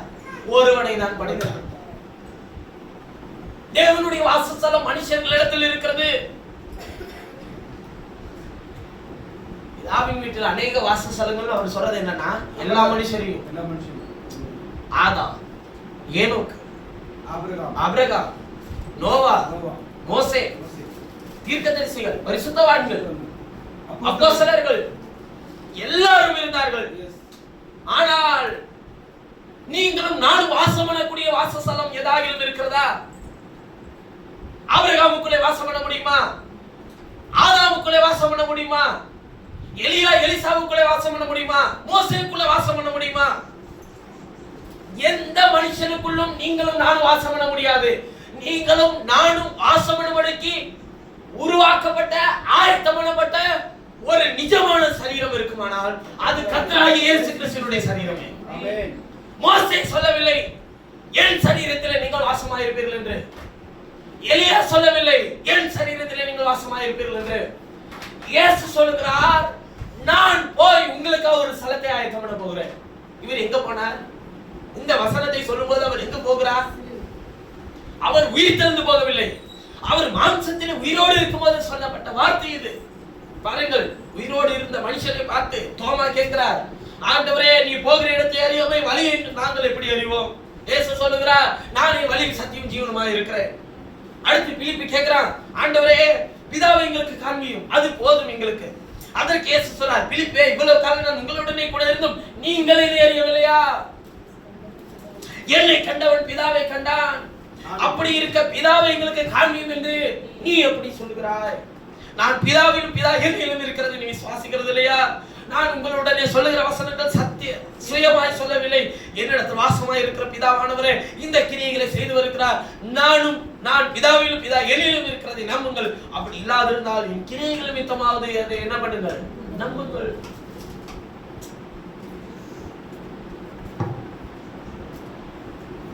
ஒருத்தவன் கேட்கிறான் வழியை காட்டு, இன்னொருத்தவன் கேட்கிறான் பிதாவை காட்டு. இப்ப உங்களுக்கும் எனக்கும் இருக்கிற வாசஸ்தலம் எது? பிதாவின் வீட்டில் அநேக வாசஸ்தலங்கள் இருக்கு. ஆதாம், ஆபேல் தான் மரிச்சிட்டான். எல்லாரும் மறைச்சிட்டாங்க. ஆதாம், அதை தொடர்ந்து வந்த ஏனோக்கு, நோவா, மோசே, எலியா, எலிசா, எல்லா மனுஷர்களும் இருக்கிறாங்க. இதிலே நீங்கள் எந்த சரீரத்தில் வாசம் பண்ண இருக்கீங்க? ஏனென்றால் அது எந்த சரீரமும் உங்களுக்காகவும் எனக்காகவும் ஆயத்தம் பண்ணப்பட்ட சரீரம் அல்ல. அவர் உலகத்தில் பிரவேசிக்கையில் பலியும் காணிக்கையும் நீர் விரும்பவில்லை, எனக்காக ஒரு சரீரத்தை ஆயத்தம் பண்ணி நீர். அந்த சரீரம் தான் உங்களுக்கும் எனக்கும் ஆயத்தம் பண்ணப்பட்டிருந்த சரீரம். அந்த சரீரம் தான் நிஜமான சரீரம். அந்த சரீரம் பரிபூர்ணப்பட்டால் நீங்களும் நானும் பரிபூர்ணம் அடைவோம். சரீரம் பரிபூர்ணம் அடைஞ்சிச்சுன்னா யாரு அடைய முடியுங்க? நீங்க இப்ப என் சரீரத்துல இவைகள் எல்லாம் அவயங்கள், கை ஒரு அவயம், கண் ஒரு அவயம், காது ஒரு அவயம், இதெல்லாம் என்னோடு கூட பிறந்ததா அல்லது ஒவ்வொரு நாள் வந்து ஒட்டிக்கிட்டதா? இப்ப நான் 1995 நான் பிறந்தேன்னு வச்சுக்கோம். 97 தான் எனக்கு கண்ணு உருவாச்சுன்னு நான் சொன்னேன், நீங்க நம்புவீங்களா? 98 தான் எனக்கு கை உருவாச்சுன்னு சொன்னா நம்புவீங்களா? ஒவ்வொன்றும் நான் பிறக்கும் போது ஒவ்வொரு அவயமும் இருந்தது என்னோடு கூட. அவயம் என்றால் அவரோடு கூட பிறந்தவர்கள் என்ற அர்த்தம். உறுப்பினர்கள் என்றால் சேர்த்துக் கொள்ளப்பட்டவர்கள் என்ற அர்த்தம். நீங்களும் நானும் கர்த்தருடைய சரீரமாகிய சபையில என்னவா இருக்கிறோம்? அவயங்களாய் அவரோடு கூட பிறந்தவர்களாய் இருக்கிறோம். அவருடைய வார்த்தையினால் பிறந்தவர்களாய் இருக்கிறோம். அவருடைய சத்தியத்தினால் நாம் பிறந்தவர்களாய் இருக்கிறோம். அவருடைய அழிவில்லாத வித்தினாலே பிறந்தவர்களாய் இருக்கிறோம். நீங்கள் அழிவுக்குரிய வித்து உள்ளவர்கள் அல்ல, அழியாத வித்தை பெற்றிருக்கிறவர்கள். உங்களுக்கு என்ன வேணும்? அழியாத ஜீவனுக்குரிய வித்தை கர்த்தர் உங்களுக்கு தந்திருக்கும் போது நீங்கள் கேட்கிற காரியம் எல்லாம் எதுக்கு கேட்கிறீங்க? உங்க சரீர பிரகாரமான காரியத்தை கேட்கறீங்கன்னு வச்சுக்கோங்க. ஒரு பணம் தேவை, பொருள் தேவை, அல்லது இது வேணும் அது வேணும் கேட்கறீங்கன்னு வச்சுக்கோங்க. இது எல்லாமே ஒரு நாள் என்ன பண்ணும்? அழியுமா அழியாதா? அழியும். அழியாத வித்தை பெற்றுக்கொண்டு அழிவுள்ள பொருளை நாம் கேட்கிறோம். அழியாத பொருளை ஆராதிக்கிறோம். இது தேவன் எனக்கு கொடுத்தது. தேவன் கொடுத்த எல்லா பொருளையும் எல்லா காரியத்தையும் நாம் என்ன பண்ணிதான் ஆகணுங்க? விட்டுட்டு தானே போகணும். நீங்க விட்டுட்டு போகாத ஒண்ணு இருக்கு, தேவன் கொடுத்தது. அது அவர் கொடுத்த ஜீவன். அவர் கொடுத்த ஜீவன் இந்த சரீரத்தில் இருக்கும்போது இந்த சரீரத்தை கர்த்தர் என்ன ஆக்குவார்? மறுரூபப்படுத்துவார். பூரணமாக செய்து மறுரூபப்படுத்துவார். நீங்க செய்ய முடியாது பூரணமாகிற வேலைய. யாருதான் செய்ய முடியுங்க? நான் என்ன சொல்ல வரேன்னு புரியுதுங்களா? ஜீவனை கொடுத்தது அவர் தான். அந்த ஜீவன் பரிபூரணப்படவும் வந்து அதையும் நானே செய்யறேன். நீ நானும் செய்ய வேண்டியது என்ன? நான் ஜீவனை பெற்றிருக்கிறோமா? எதுல இருக்கிறோமா? ஜீவன்ல இருக்காமா? ஜீவன்ல இருக்கிறோமா? ஜீவன் எனக்குள்ள அவர் கொடுத்தது இருக்கா? இப்படின்றத சோதித்து பார்க்க வேண்டிய நேரத்துல தான் நம்ம இருக்கிறோம். யாரோ கொடுத்த இன்னார் இந்த சபையினுடைய ஜீவனை நான் பெற்றிருக்கிறேன், இந்த உபதேசத்தை பெற்றிருக்கிறேன், அந்த ஜீவன் உங்களை பரிபூரணப்படுத்தாது. அவர்கள் உங்களுக்கு உத்தரவாதிகளும் அல்ல. நித்திய ஜீவன்ல போய் சேர்க்க எந்த சபைக்கு உத்தரவாதம் கொடுக்கும்? எந்த சபையினுடைய கொள்கையை பின்பற்றினால் நீங்கள் நித்திய ஜீவனை சொந்தரிக்க முடியும்? ஆண்டவர் சொல்லுகிறார், நான் என் ஆடுகளுக்கு ஜீவனை கொடுக்கிறேன், என் ஆடுகள் என் சத்தத்துக்கு செவி கொடுக்கிறது, அவைகள் எனக்கு பின் செல்கிறது, நான் அவைகளுக்கு என்ன கொடுக்கிறேன்? நித்திய ஜீவனை கொடுக்கிறேன். யாரை பின்தொடர்ந்தார்? அவரை பின்தொடர்ந்தார். இயேசுவை பின்தொடர்ந்தார். நித்திய ஜீவனை அவர் நமக்கு தருகிறார். ஆமென். நித்திய ஜீவன். ஆமென். அழியாது. வல்லமையான வசனத்தை தேவன் நம்முடைய ஆத்துமாவிலே தந்திருக்கிறார். அந்த ஆத்துமாவை உயிர்ப்பித்த கர்த்தர் உங்களை பரிபூரணப்படுத்தவர் வந்திருக்கிறார். இயேசு தம்முடைய சரீரத்தை மகிமையடைய செய்ய என்ன செய்தார் என்பதை கவனியுங்கள். எப்படி வரப்போகிற காரியத்துக்கு ஒரு நிலை இருக்கிறது. முன்பு மகாபரிசுத்த ஸ்தலத்திலே வருஷந்தோறும் ஆராதனை செய்தார்கள். எதுக்காக? பாவம் நிவர்த்தி செய்யும் பொருட்டாக. ஆனால் நிவர்த்தியானதா? நிபுணர்களை வாசிக்கிறோம், அது நிவர்த்தி செய்யவே இல்லை. இப்ப உண்மையான சரீரம் எதுன்றதை கண்டுபிடிச்சாச்சு. கர்த்தராகிய இயேசு கிறிஸ்துவினுடைய சரீரம் தான். ஜீவனை கொடுக்க வந்த சரீரம், உங்கள் ஜீவனை பரிபூர்ணப்படுத்த வந்த சரீரமும் அதுதான். நான் போய் உங்களுக்கு அவர் ஸ்தலத்தை ஆயத்தம் பண்ண போகிறேன் என்று அவர் சொன்னாரே, எங்கே? நாம் நினைத்துக் கொண்டிருப்போம் இயேசு எங்க போய் சரீரத்தை ஆயத்தம் பண்ணி ஸ்தலத்தை ஆயத்தம் பண்ணிட்டு இருக்காரு? பரலோகத்திலே. யார் தங்கி இருக்கிறதுக்காக? நாம் தங்கி இருக்கிறதுக்கு கர்த்தர் ஒரு ஸ்தலத்தை அவர் ரெடி பண்ணிட்டு இருக்கிறார். அவர் அங்கே இருந்து வந்து நாம மீட்டு கொண்டு போய் அந்த ஸ்தலத்திலே வைத்திருப்பார். கற்பனை காட்சிகள், வேதத்தில் ஒரு ஆதாரமும் இல்லை. இவர் சொன்ன ஒவ்வொரு வசனமும் ஒன்றை அவர் முன்னே தீர்மானித்து சொன்னது. அவர் போனது எங்க? சிலுவைக்கு. நல்ல கவனிங்க, அவர் ஸ்தலத்தை எங்க ஆயத்தம் பண்றாருன்றத பாருங்க. சிலுவையில இயேசு மரித்த போது என்ன நடந்தது? தேவாலயத்தினுடைய திரைச்சீலை மேல் தொடங்கி கீழ் வரைக்கும் இரண்டாக கிழிந்தது. இவர் சிலுவையில மரிக்கிறதற்கும் நிழலில் திரைச்சீலை கிழிகிறதற்கும் என்ன சம்பந்தம் இருக்கிறது? ஒரு நிழல் நிஜம் வந்தால் நிழலுக்கு மதிப்பில்லை. நிழல் ஒரு மாறி போயிடும். நிஜம் வந்தால் நிழல் எது வரையிலும் காத்துட்டு இருக்குன்னா நிஜம் வருகிற வரையிலும். இப்ப எல்லா ஆசாரியர்களும், எல்லா வேதபாரகர்களும், எல்லா பரிசேயர்களும், எல்லா சதுசேயர்களும் ஆராதிக்க எங்கு போறாங்க? வருஷத்துக்கு ஒரு தடவை பலி செலுத்த அந்த மகாபரிசுத்த ஸ்தலத்துக்கு போறாங்க. மகாபரிசுத்த ஸ்தலம் எதனால் மூடப்பட்டு இருக்கிறது? திரைச்சீலையினால். யார் மாத்திரம் தான் உள்ள போக முடியும்? பிரதான ஆசாரியர் மாத்திரம் தான் வருஷத்துக்கு ஒரு தடவை ஒரு இளங்காலை வெள்ளாட்டு கடாவினுடைய ரத்தத்தை ஈசாப்பு கொத்துகளினாலே தோய்த்து அதை தெளித்துக் கொண்டே உள்ளே போக முடியும். இது நியாய பிரமாணம். இயேசு கிருபை பிரமாணம். இயேசு தன்னுடைய சரீரத்தை, அதாவது அந்த ஆயத்தமாக்கப்பட்ட அந்த ஜீவனுடைய சரீரத்தை, ஸ்தலத்தை அவர் எப்படி ஆயத்தம் பண்ணுகிறார் என்று பாருங்கள். நீங்களும் நானும் வாசம் பண்ணுகிறதற்கென்று தேவன் ஆயத்தம் பண்ணியிருந்த ஒரு சரீரம் இருந்தது சிலுவையில. அந்த சரீரம் நமக்காக பிக்க ஒப்பு கொடுக்கும் போது திரைச்சீலை மேல் தொடங்கி கீழ் வரைக்கும் இரண்டாக கிழிந்தது. அது இயேசுவின் சரீரத்துக்கு முன்னடையாளமாகவே இருந்தது. சரீரம் பிக்க ஒப்பு கொடுக்கப்பட்ட உடனேயே நமக்கான ஆத்ம நங்கூரம் எங்கு போடப்பட்டது என்றால் அந்த மகாபரிசுத்த ஸ்தலத்திலே போடப்பட்டது. இப்ப நீங்களும் நானும் எங்க வாசம் பண்றோம்?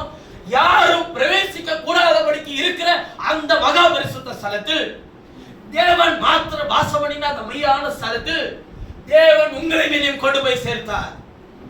அதுதான் தேவன் இயேசு ஆயத்தமாக்கப்பட்டிருந்த அந்த சரீரம். அந்த சரீரத்துல தான் இன்னைக்கு நீங்களும் நானும் என்னவா இருக்கிறோம்? இயேசு சொன்னார்ல, நான் போய் உங்களுக்காக ஒரு ஸ்தலத்தை ஆயத்தம் பண்ண போறேன். அவர் எங்க? நான் பரலோகத்துல ஒரு ஸ்தலத்தை அல்ல, அவர் தன்னுடைய சரீரத்திலே உங்களுக்கும் எனக்கு ஒரு ஸ்தலத்தை ஆயத்தம் பண்ணினார். இது என்ன ஒரு வித்தியாசமான உபதேசம்? இது என்ன ஒரு நூதனமான உபதேசம் என்று நீங்கள் நினைக்கலாம். நிழல் இல்லாமல் நிஜத்தை நான் ஒரு நாள் பேசுகிறது அல்ல. ஒரு நிழல் பழைய ஏற்பாட்டில் இதே காரியம் எழுதப்பட்டு இருக்கிறது. மோசே, உன்னுடைய மகிமையை நான் பார்க்க வேண்டும். ஆண்டவர் சொன்னா, மகிமையை ஒருவருக்கும் நான் கொடுக்க முடியாது. ஒருத்தனைய மகிமையை பார்த்து ஒருவனும் உயிரோடு இருக்க முடியாது. ஆனால் யார் மேல் இரக்கமா இருக்க சித்தமா இருக்கிறனோ அவன் மேல் இரக்கமா இருப்பேன். யார் மேல் கிருபையா இருக்க சித்தமா இருக்கிறனோ அவன் மேல் கிருபையா இருப்பேன். யார் மேல் மன உருக்கமாய் சித்தமா இருப்பேனோ அவன் மேல் மன உருக்கமா இருப்பேன். மோசே, என்னண்டையில் ஒரு இடம் உண்டு, அங்கே கண்மலையின் வெடிப்பிலே நீ வந்து நில்லு, அங்கே என் கரத்தினால் உன்னை மூடுவேன், அப்பொழுது என் பின்பக்கத்தை காண்பாய், என் மகிமையை கடந்து போகும், என் பின்பக்கத்தை காண்பாய், முகத்தை காண மாட்டாய் என்று சொன்னாரு. அந்த ஆயத்தமாக்கப்பட்டிருந்த அந்த இடம் கண்மலையின் வெடிப்பு கர்த்தராகிய இயேசுவின் சரீரம் தான். அங்கே மோசே வைத்திருக்கிறது உண்மையானால் உங்களை நீ வைத்திருக்கிறது உண்மைதான். மோசே இன்றைக்கும் அந்த சரீரத்திலே இருப்பார் என்பதை என்னால் விவரித்து காண்பிக்க முடியும். இயேசு மறுரூப மலையிலே மறுரூபப்படுத்தி காண்பிக்கும் போது அங்கே யார் வந்து நின்றது? மோசேயும் எலியாவும். நல்ல கவனிங்கள், மோசேயும் மரித்ததை யாரும் மோசேயின் சரீரத்தை குறித்து ஒருவருக்கும் அறியாது இருக்கிறார்கள். எலியாவை எங்கே கொண்டு போய் வைத்திருக்கிறார் என்பதையும் ஒருவர் அறியாது இருந்தார்கள். ஆனால் இயேசு மறுரூபப்படுத்தி காண்பிக்கும் போது அவர்கள் எங்கே இருந்தார்கள் என்பதை தம்முடைய சீஷர்களுக்கு அவர் விளக்கி காண்பித்தார். அவர்களை அவர் தம்முடைய சரீரத்தில் வைத்திருந்தார். அவர்களுக்கு அவ்வளவு மேன்மையான இடத்தை வைத்திருப்பார்கள். அவருடைய மனவாட்டியாய், அவருடைய சபையாய், அவருடைய சபையிலே அவருடைய ரத்தத்துக்கும் அவருடைய எலும்புக்கும் உரியவர்களாய் இருக்கிற உங்களை அவர் தன்னுடைய சரீரத்தில் வைத்திருக்கிறது எவ்வளவு அதிசயமான காரியம். அவர் உலக தோற்றத்துக்கு முன்னதாகவே உங்களை அவருக்குள்ளே வைத்திருந்தார். எப்படி ஒரு நிழலோ அதை நிஜமாக மாற்றி காண்பிக்கிறார் நம்முடைய தெய்வம். மகிமை அடைய செய்ய ஒன்னும் செய்ய தேவையில்லையா? நாம அவருடைய சரீரத்தில் இருக்குமா? நாம அவருடைய வார்த்தை பின்தொடர்றோமா? நாம அவருடைய சித்தத்தை செய்யறோமா? பாருங்க, மாசத்துக்கு மாசம் தேவை மாறுது, மாசத்துக்கு மாசம் வளர்ச்சி அடையுது, மாசத்துக்கு மாசம் வருஷம் போயிட்டே இருக்கு, வயது போயிட்டே இருக்கு. சரி, ஜனவரி மாசம் வந்துச்சுன்னா உங்களுக்கு என்ன தேவை? ஆண்டவரே இந்த வருஷம் முழுசும் என்னை நடத்தும். பிப்ரவரி மாசம் வந்துச்சுன்னா ஆண்டவரே இந்த வருஷத்துல எனக்கு தேவையான காரியத்தை சந்திக்கும். மார்ச் மாசம் படிக்கிற தேவை, ஏப்ரல் மாசம் எக்ஸாம் தேவை, அப்புறம் ஜூன் மே மாசம் வந்துச்சுன்னா ரிசல்ட் தேவை, ஜூன் மாசம் வந்துச்சுன்னா பிள்ளைய ஸ்கூலுக்கு அனுப்புறது தேவை, அப்புறம் ஜூலை மாசம் வந்துச்சுன்னா அதுக்கு ஃபீஸ் கட்டுறது தேவை, அப்புறம் அதுக்கப்புறமேட்டு எக்ஸாமு அது இதுன்னு இப்படியே நமக்கு மாசம் மாசம் 12 மாசம் நமக்கு என்ன இருக்கு? தேவை இருக்கு.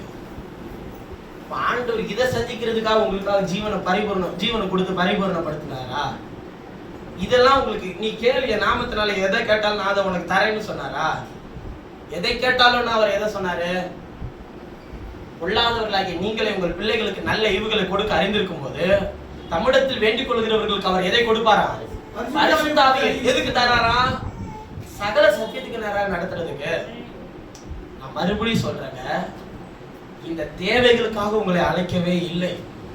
உங்களை அழைத்தது எதற்காக என்றால் அவருடைய ஜீவனை உங்களுக்குள்ளே பரிபூர்ணப்படுத்த தேவன் அழைத்தார். ஏன்னா நீங்களும் நானும் இருக்கிற இடம் தெரியுமா? அவருடைய சரீரம். அந்த சரீரத்தில் இருக்கிறவர்கள் பரிபூர்ணப்படுகிறதுக்கு தான் போகணும். மேஜையிலிருந்து துணிக்கை விழுமே, அதை நான் எடுத்தது நானும் என் பிள்ளையும் சாப்பிட்டு திருப்தி ஆகிக்கொள்ள எனக்கு உதவி செய்யும். கானானிய ஸ்திரீ கேட்டார். இயேசு என்ன சொன்னார் தெரியுமா? பிள்ளையின் அப்பத்தை எடுத்து யார் அப்பத்தை எடுத்து யாருக்கு போடக்கூடாதுன்னாரு? பிள்ளையின் அப்பத்தை எடுத்து யாருக்கு போடக்கூடாது? நாய்க்குட்டிகளுக்கு போடக்கூடாது இல்ல. அவர் சொன்னார் பிள்ளைகள் சாப்பிடும் போது மேஜையிலிருந்து துணிக்கைகள். இன்னைக்கு கிறிஸ்தவர்களுடைய வாழ்க்கை எப்படி இருக்கு தெரியுங்களா? இன்னும் கானானிய ஸ்திரியை போலதாங்க கேட்டுட்டு இருக்கிறாங்க. அவர் என்ன யார் முந்தி திருப்தி அடையட்டும்னு சொல்றாரு? பிள்ளைகள். நான் ஒரே ஒரு காரியத்தை கேட்கிறேன். இஸ்ரவேலர்கள் எகிப்திலிருந்து அழைக்கப்பட்டது தேவனாலா மனுஷனாலா? தேவனா. மோசே அனுப்பினது கர்த்தர் தான். அவர்களை அடிமைத்தனத்திலிருந்து விடுதலையாக்கி வந்தது கர்த்தர் தான். தேவனால் தான் அவர்கள் விடுதலையாக்கப்பட்டார்கள்.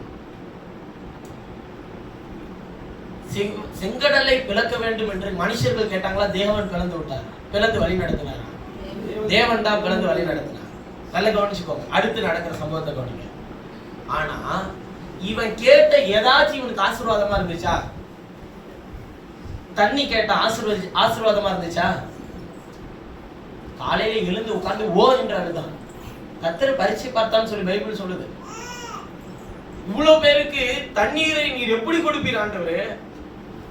மோசேட்ட ஆண்டவர் சொன்னாரு, கண்மலையை போய் ஆடி தண்ணீர் எல்லாத்துக்கும் கொடுத்தாரா? பாதரட்சை தேவைக்கூடாது ஆண்டவரேன்னு ஜோம் பண்ணானா? வஸ்திரம் பழசாக போக கூடாதுன்னு ஜோம் பண்ணானா? பகலில மேக சமம் வேணும், இரவுல அக்கினி சமம் வேணும்னு சொல்லி ஜோம் பண்ணானா? இது எல்லாத்தையும் கொடுத்தாரா இல்லையா? அந்த தேவன் நேற்று மீண்டும் என்று மாறாதவராய் இருக்கிறாரா இல்லையா? பாருங்க, உங்களுக்கு அடுத்த நிமிஷம் என்ன சம்பவிக்க வேண்டும் என்பதை அவர் தீர்மானித்து வைத்திருக்கிறார். அது நிச்சயமாய் உங்களுக்கு தருவார்.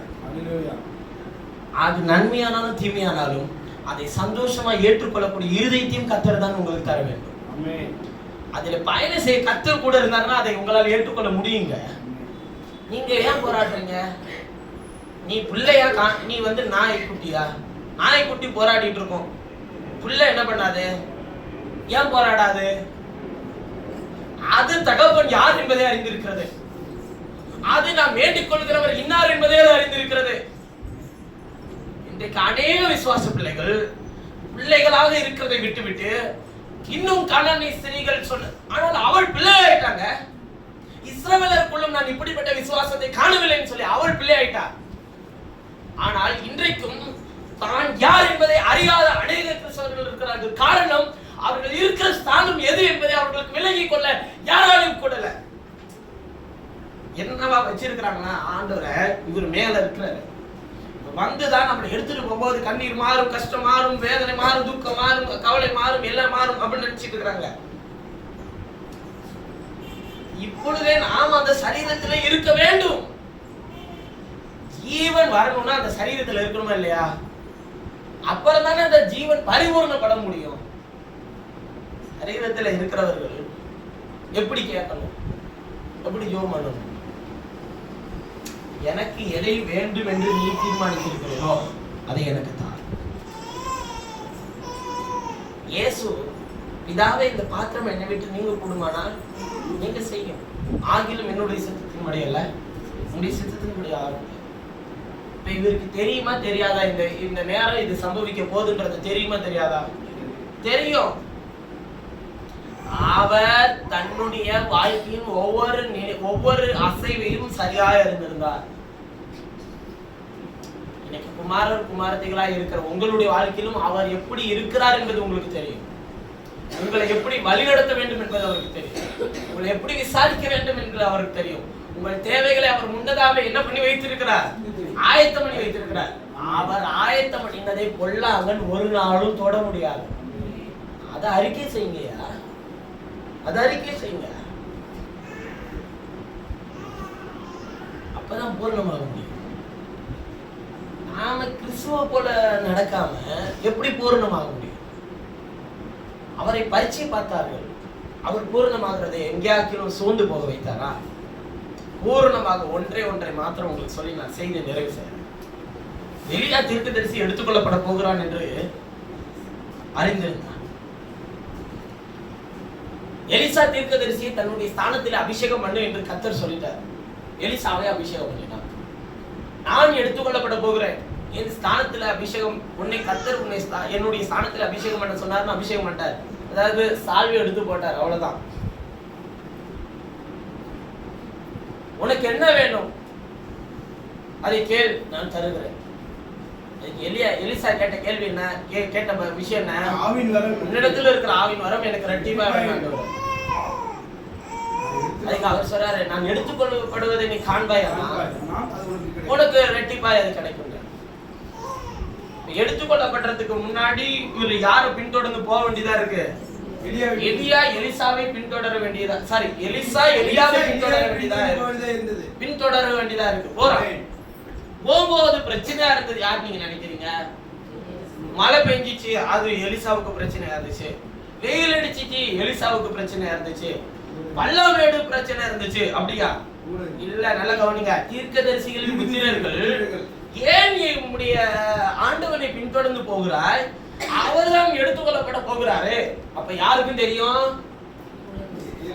தீர்க்கதரிசி புத்திரர்களுக்கும் தெரியும் யார் எடுத்துக்கொள்ளப்பட போறா. நீங்க நினைக்கிற மாதிரி எலிசாவுக்கு மட்டும்தான் தெரியும் அர்த்தம் கிடையாது.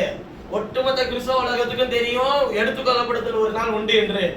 ஆனால் எலியாவை பின்தொடர்ந்தது எலிசா மாத்திரமே. எலிசா எலியாவை பின்தொடர்ந்து போய்கொண்டே இருக்கிறார். தீர்க்கதரிசிகளின் புத்திரர்கள், ஏன் உன்னுடைய எலியாவை, ஏன் உன்னுடைய எஜமானனை பின்தொடர்கிறார் கேள்வி கேட்டாங்க.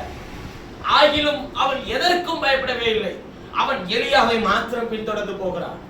போகும்போது சுழல் காற்று வந்தது, எலியாவையும் எலிசாவையும் பிரித்தது.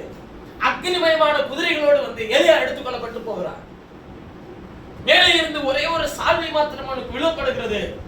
அவன் அழுது கொண்டே சொல்லுகிறான், இஸ்ரவேலுக்கு ரதங்க குதிரை வீரருமா இருந்த தகப்பனே, என் எஜமானனே என்று சொல்லி சால்வையை முறுக்கி யோர்தானை அழிக்கிறான். யோர்தான் பின்னிட்டு திரும்பினது. அப்போதான் தீர்க்கதரிசி புத்திரர்கள் சொன்னார்கள், எலியாவின் ஆவி எலிசாவின் மேல் இருக்கிறதை அவர்கள் கண்டார்கள். நீங்கள் பரிபூர்ணப்பட ஒன்றை மாத்திரம் எப்போதும் செய்ய வேண்டும், இயேசுவை பின்தொடர்கிறதை எந்த நாளிலும் விட்டுவிடக்கூடாது. யார் வந்தாலும் இது சரியா, இது எழுதி இருக்கிறதா என்று கேட்டால் வேதம் சொல்கிறது என்று சொல்ல தெரிய வேண்டும். அப்படி தெரிந்தால் நீங்கள் கிறிஸ்துவை பின்தொடர முடியும். ஏனென்றால் தெரிந்து கொள்ளப்பட்டவர்களை வஞ்சிக்கத்தக்கதாக என்ன நடக்குங்க? அற்புதங்களையும் அடையாளங்களையும் அவனால் செய்து காட்ட முடியும். இன்று நீங்கள் வாசித்த வேத பகுதியில கூட எழுதப்பட்டிருக்கிற வார்த்தை 2 தெசலோனிக்கர் புத்தகம் 2வது அதிகாரத்தை நீங்கள் வாசிக்கும் போது கூட, பாவ மனுஷனாகி கேட்டின் மகன் வெளிப்பட்டால் ஒழிய அந்த நாள் வராது. பாவ மனுஷனாகி கேட்டின் மகன் யார்? அந்தி கிறிஸ்து. அவன் வெளிப்பட்டால் ஒளி அந்த நாள் வராது. அதாவது எடுத்துக்கொள்ளப்படுதல். அவனை குறித்து தொடர்ந்து வாசிக்கும் போது அதிலே சொல்லப்பட்டிருக்கிறது, அவனை தடை செய்கிறது இன்னதென்றும் நாம் அறிந்திருக்கிறோம். தடை செய்கிறவன் நடுவிலிருந்து நீக்கப்படும் முன்னே அந்த நாள் வராது. தடை செய்கிறது யார்? தடை செய்கிறது யாருங்க? நீங்களும் நானும் தான். யார் வருகிறதற்கு தடையா இருக்கிறோம்? அந்தி கிறிஸ்து வருகிறதற்கு தடையா இருக்கிறோம். நாம் எடுத்துக்கொள்ளப்பட்டு பரிபூர்ணம் அடையும் போது, அவர் நம்மை பரிபூர்ணப்படுத்தி எடுத்துக்கொள்ளப்படும் போது அவன் வருகிறவனாய் இருக்கிறார். அந்தி கிறிஸ்து பரிபூர்ணமாய் வருகிறதற்கு அவனை தடை செய்கிறது யார்? பரிசுத்தாவியை பெற்றிருக்கிறதான பரிசுத்த வார்த்தையை பின்தொடர்கிற நீங்களும் நானும் தான். தடை செய்கிறவன் நீக்கப்படும் முன்னே அது வராது. ஆனா அது இந்த அவரு இவரா இருப்பாரா அந்தி கிறிஸ்து, அவரா இருப்பாரா அந்தி கிறிஸ்து, கம்ப்யூட்டரா இருக்குமா அந்தி கிறிஸ்து, வெப்சைட்டா இருக்குமா? ஒண்ணும் கிடையாது. அந்தி கிறிஸ்து அப்படிலாம் வராது. அந்தி கிறிஸ்து எதுவாக வரும் என்பதை வெளிப்படுத்தின விசேஷம் தெளிவாய் சொல்லி இருக்கிறது. ஆனால் இந்த நல்ல காலை நேரத்திலும் அவரை தடை செய்து நிறுத்துகிறது யார் என்று உங்களுக்கு சொல்கிறேன் என்றால், நாம் தான். வார்த்தையை பெற்ற நாம் தான் அவனை தடை செய்து நிறுத்தி கொண்டிருக்கிறோம். நீங்கள் ஜீவனை பெற்றிருக்கிறீர்கள். ஜீவன் பரிபூர்ணப்பட்ட பிறகு அவன் நிச்சயமாய் வருவான். பரிபூர்ணப்பட்டால் நாம் எங்க இருப்போம்? கிறிஸ்துவோடு. அதுதான் நிஜமாய் நாம் சரீரத்துக்கு செய்கிற உண்மையான ஆராதனை. அப்பொழுதுதான் துவங்கும். இப்பொழுது செய்கிற ஆராதனைகள் எல்லாம் ஒன்றும் இல்லை. ஆனால் அப்பொழுது செய்கிற ஒரு நிஜமான ஆராதனை இருக்கிறது. அது மனவாளனோடு மனவாட்டி எடுத்துக்கொள்ளப்படுதல். அதுவே மெய்யான ஆராதனை. உங்கள் சரீரங்களை ஜீவபலியா ஒப்புக்கொடுங்கள். இதுவே நீங்கள் செய்யத்தக்க புத்தியுள்ள ஆராதனை. அதோடு வசனம் முடிந்து விட்டதா? இல்லை. தொடர்ந்து வாசியுங்கள். இப்பிரபஞ்சத்துக்கு ஒத்த வேஷம் தெரியாமல் தேவனுடைய நன்மை தீமை இல்லதென்று பகுத்தறி உள்ளவர்களாகி உங்கள் மனம் புதிதாகிறதுனாலே மறுரூபமாகுங்கள். அதுதான் ஆராதனை. என்ன ஆகணும்? மறுரூபமாகுங்கள். அதுதான் ஆராதனை. ஆராதனை என்ன நினைச்சிட்டீங்க? இங்க கூடி வந்து நம்ம செய்யறது பேர் தான் ஆராதனை நினைச்சிட்டீங்களா? இது காலத்தின் ஆராதனை. இந்த ஆராதனையில ஒன்றுமே இல்லை. எடுத்துக்கொள்ளப்பட்ட அவருடைய ராஜ்யத்தில் போய் நிற்கிறது தான் உண்மையான ஆராதனை. ஆராதனை தெய்வம் நம்ம எடுத்துக்கொள்ளப்பட வரும்போது மனம் புதிதாகி மறுரூபமாகல, அதுதான் ஆராதனை.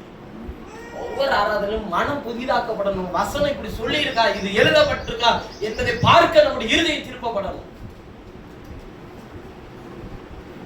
சில ஆராதனைகளுக்கெல்லாம் போகும்போது பாத்தீங்கன்னு வச்சுக்கோங்க, எல்லாத்துக்கும் ஜெபம் பண்ணுவாங்க. எல்லா காரியத்துக்காக ஜெபம் பண்ணுவாங்க. அது அவர்களுடைய பழக்க வழக்கம். தேசத்துக்காக, அதுக்காக.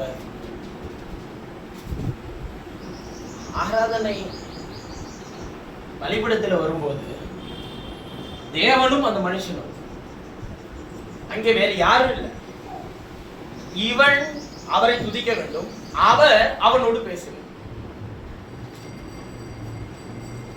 மற்ற நாள்ல தான் நீங்க எதுக்குனாலும் என்ன பண்ணுங்க, நீங்க ஸ்டாலின் ஜெபம் பண்ணாலும் சரி, இல்லை இங்க இருக்கிற தலைவர் ஜெபம் பண்ணாலும் சரி, கவுன்சிலர் ஜெபம் பண்ணாலும் சரி, நீங்க யாருக்குனாலும் ஜெபம் பண்ணுங்க. எல்லாருக்காகவும் ஜெபம் பண்ண வேண்டும் பைபிள் சொல்லுது. நீங்க எல்லாருக்காகவும் ஜெபம் பண்ணுங்க. ஆராதனை உங்களுக்கும் தேவனுக்கும் உரியது. நீங்கள் அவரை துதிக்க வேண்டும், அவர் உங்களோடு கூட பேச வேண்டும். நடுவில் யாருக்கும் இடம் கிடையாது. எல்லாருக்காகவும் வேண்டுதல் செய்யுங்க, எல்லாருக்காகவும் ஜெபம் பண்ணுங்க. பல கூட்டங்கள் இருக்கு, பல விஷயங்கள் இருக்கு. ஆராதனை தேவனும் மனுஷனும் நேரடியாக அவருடைய வார்த்தையை பெறுகிற ஒரு அற்புதமான தருணம். சில சொல்ல பாடல் ஆராதனை, செய்தி ஆராதனை, அப்படிலாம் ரெண்டு ஆராதனைலாம் கிடையாது, ஒரே ஆராதனை தான்.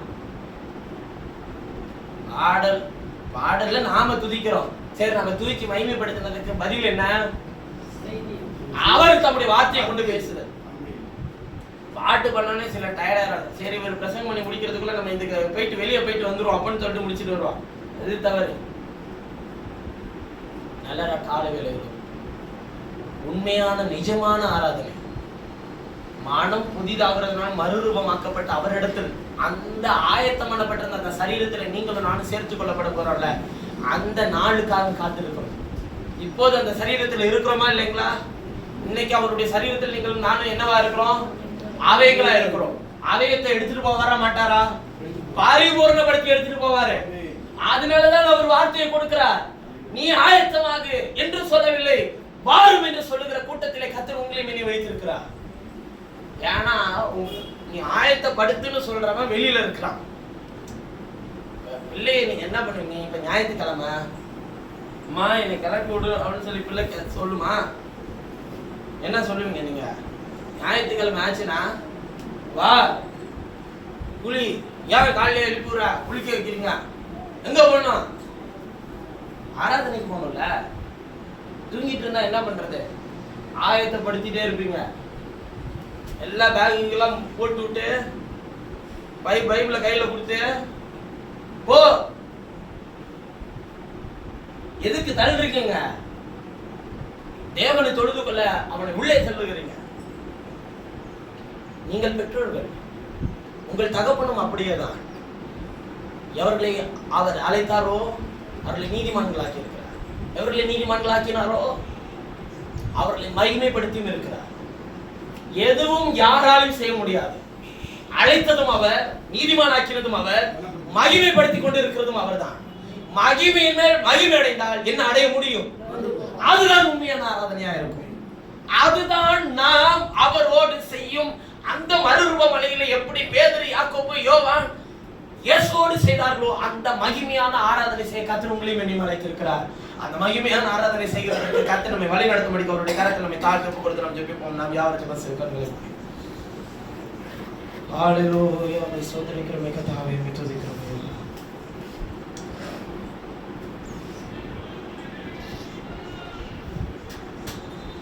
எங்களை நேசிக்கிறீர்கள் பரலோக பிதாவே, மகிமையான சரீரத்தில் எங்களுக்கு ஒரு இடம் உண்டு என்பதை நீர் எங்களுக்கு கொடுத்த தயவுக்காக நன்றி. மோசேக்கு கொடுத்த அந்த அற்புதமான அந்த சரீரம் எங்களுக்கும் அதே சரீரத்தை நீ வைத்திருக்கிறீர்கள். நீர் ஆயத்தம் பண்ணின சரீரம் ஒன்று உண்டு. அந்த சரீரத்தில் எங்களுக்கான ஒரு இடம் உண்டு. நீர் எங்கே இருக்கிறீரோ அங்கே எங்களை சேர்த்துக் கொள்ள நீர் உம்முடைய வார்த்தையினாலே எங்களை உம்மிடத்தில் வைத்துக் கொள்ளும். எங்களுக்கு எதெல்லாம் நீர் தந்திருக்கிறீரோ அதை பொல்லாங்கன் ஒரு நாளும் தொட முடியாது. எங்களுக்கு உண்டான ஜீவன், எங்களுக்கு உண்டான சரீரம், எங்களுக்கு உண்டான ஆவி, ஆத்மா, எங்களுக்கு உண்டான குடும்பம், எங்களுக்கு உண்டான குடும்பத்தில் இருக்கிற எங்களுடைய பிள்ளைகள் ஒவ்வொருவரும் ஆண்டவரே, எங்களுக்கு உண்டான காரியங்கள், எங்களுக்கு நீர் கொடுத்திருக்கிற ஒவ்வொரு காரியங்களும் எல்லாவற்றையும் பொல்லாங்கன் அவனை தொடான் என்று சொல்லி வேதத்தில் வாசிக்கிறோம். யோபுவை மாத்திரமல்ல, யோபுக்கு உண்டான எல்லாவற்றையும் கர்த்தர் வேலை எடுத்திருந்தார் என்று சொல்லி வேதத்தில் வாசிக்கிறோம். இன்றைக்கு நீர் பொல்லாங்கன் எங்களை தொடாதபடி எங்களுக்கு உண்டான யாவற்றையும் நீர் வேலை அடைக்க வேண்டும். அவனுடைய கரத்தில் ஒப்பு கொடுத்து ஜெபிக்கிறேன். உன்னுடைய ஆசீர்வதிக்கப்பட்ட கரம் இந்த இடத்துல வந்திருக்கிற ஒவ்வொரு மேலும் தங்கி தாவிரிக்க வேண்டும் என்று ஜெபிக்கிற கர்த்தாவே, அவர்களை ஆளுகை செய்கிற எல்லா பலவீனங்களும் நீக்கப்படும். அவர்களை ஆளுகை செய்கிற எல்லா அடிமைத்தனங்களை நீக்கப்படும். அவர்களை ஆளுகை செய்கிற எல்லா பலவீனங்கள், சோர்வுகளை நீக்கப்படும். அவர்களை ஆளுகை செய்கிற எல்லா குழப்பங்களையும் நீக்கப்படும். அவர்களை ஆளுகை செய்கிற எல்லா பயத்தையும் நீக்கப்படும். அவர்களை ஆளுகை செய்கிற எல்லா விதமான சோர்வுகளையும் எல்லா விதமான வியாதிகளையும் கர்த்தராகிய இயேசுவின் நாமத்தினால் ஒவ்வொரு சரீரத்தை விட்டு எடுத்து போடும்படிக்கு கற்றுக் கொடுத்தார். எதுவும் அவர்களை தொடாதபடி வேலை எடுத்து பாருங்க. பொல்லாங்கன் அவனை தொடாது என்று சொல்லி வேதத்தில் வாசிக்கிறோமே. பொல்லாங்கன் ஒரு நாள் உடைய பிள்ளைகளை தொடாதபடி வேலை எடுத்து பாருங்க. உடனே சுற்றிலும் நீர் வேல் எடுத்து வழி நடத்த வேண்டுமா நான் ஜெபிக்கிறேன். இஸ்ரவேலிலே வாதை உண்டாயிருந்தது, எகிப்திலும் வாதை உண்டாயிருந்தது. ஆனால் இஸ்ரவேலின் மேல் வாதை அவர்களை தொடவே முடியவில்லை. காரணம், அவர்கள் வீட்டின் நிலைக்கால்கள் மேல் ரத்தம் தெளிக்கப்பட்டிருந்தது. கர்த்தாவே, இன்றைக்கும் எங்களுடைய சரீரத்தின் மேல், எங்களுடைய ஆவி ஆத்மாவின் மேல், எங்களுடைய குடும்பத்தின் மேல் உம்முடைய விலையேறப்பெற்ற ஜீவன் அது எங்களை தெரிந்து கொள்ளும்படிக்கு அழைக்கப்பட்டிருந்த அந்த அடையாளத்தை எங்களுக்கு தந்திருக்கிறது. பொல்லாங்கன் அது எந்த வாதையும் தொடாதபடி உடைய பிள்ளைகளை வேலை எடுத்து பாதுகாத்துக் கொள்ளும். ஜனத்தை சுற்றிலும் வேலை எடுத்து பாதுகாத்துக் கொள்ளும். அவர்களுடைய ஆவி ஆத்மா சரீரத்தினை பொறுப்படுத்திக் கொள்ளும்.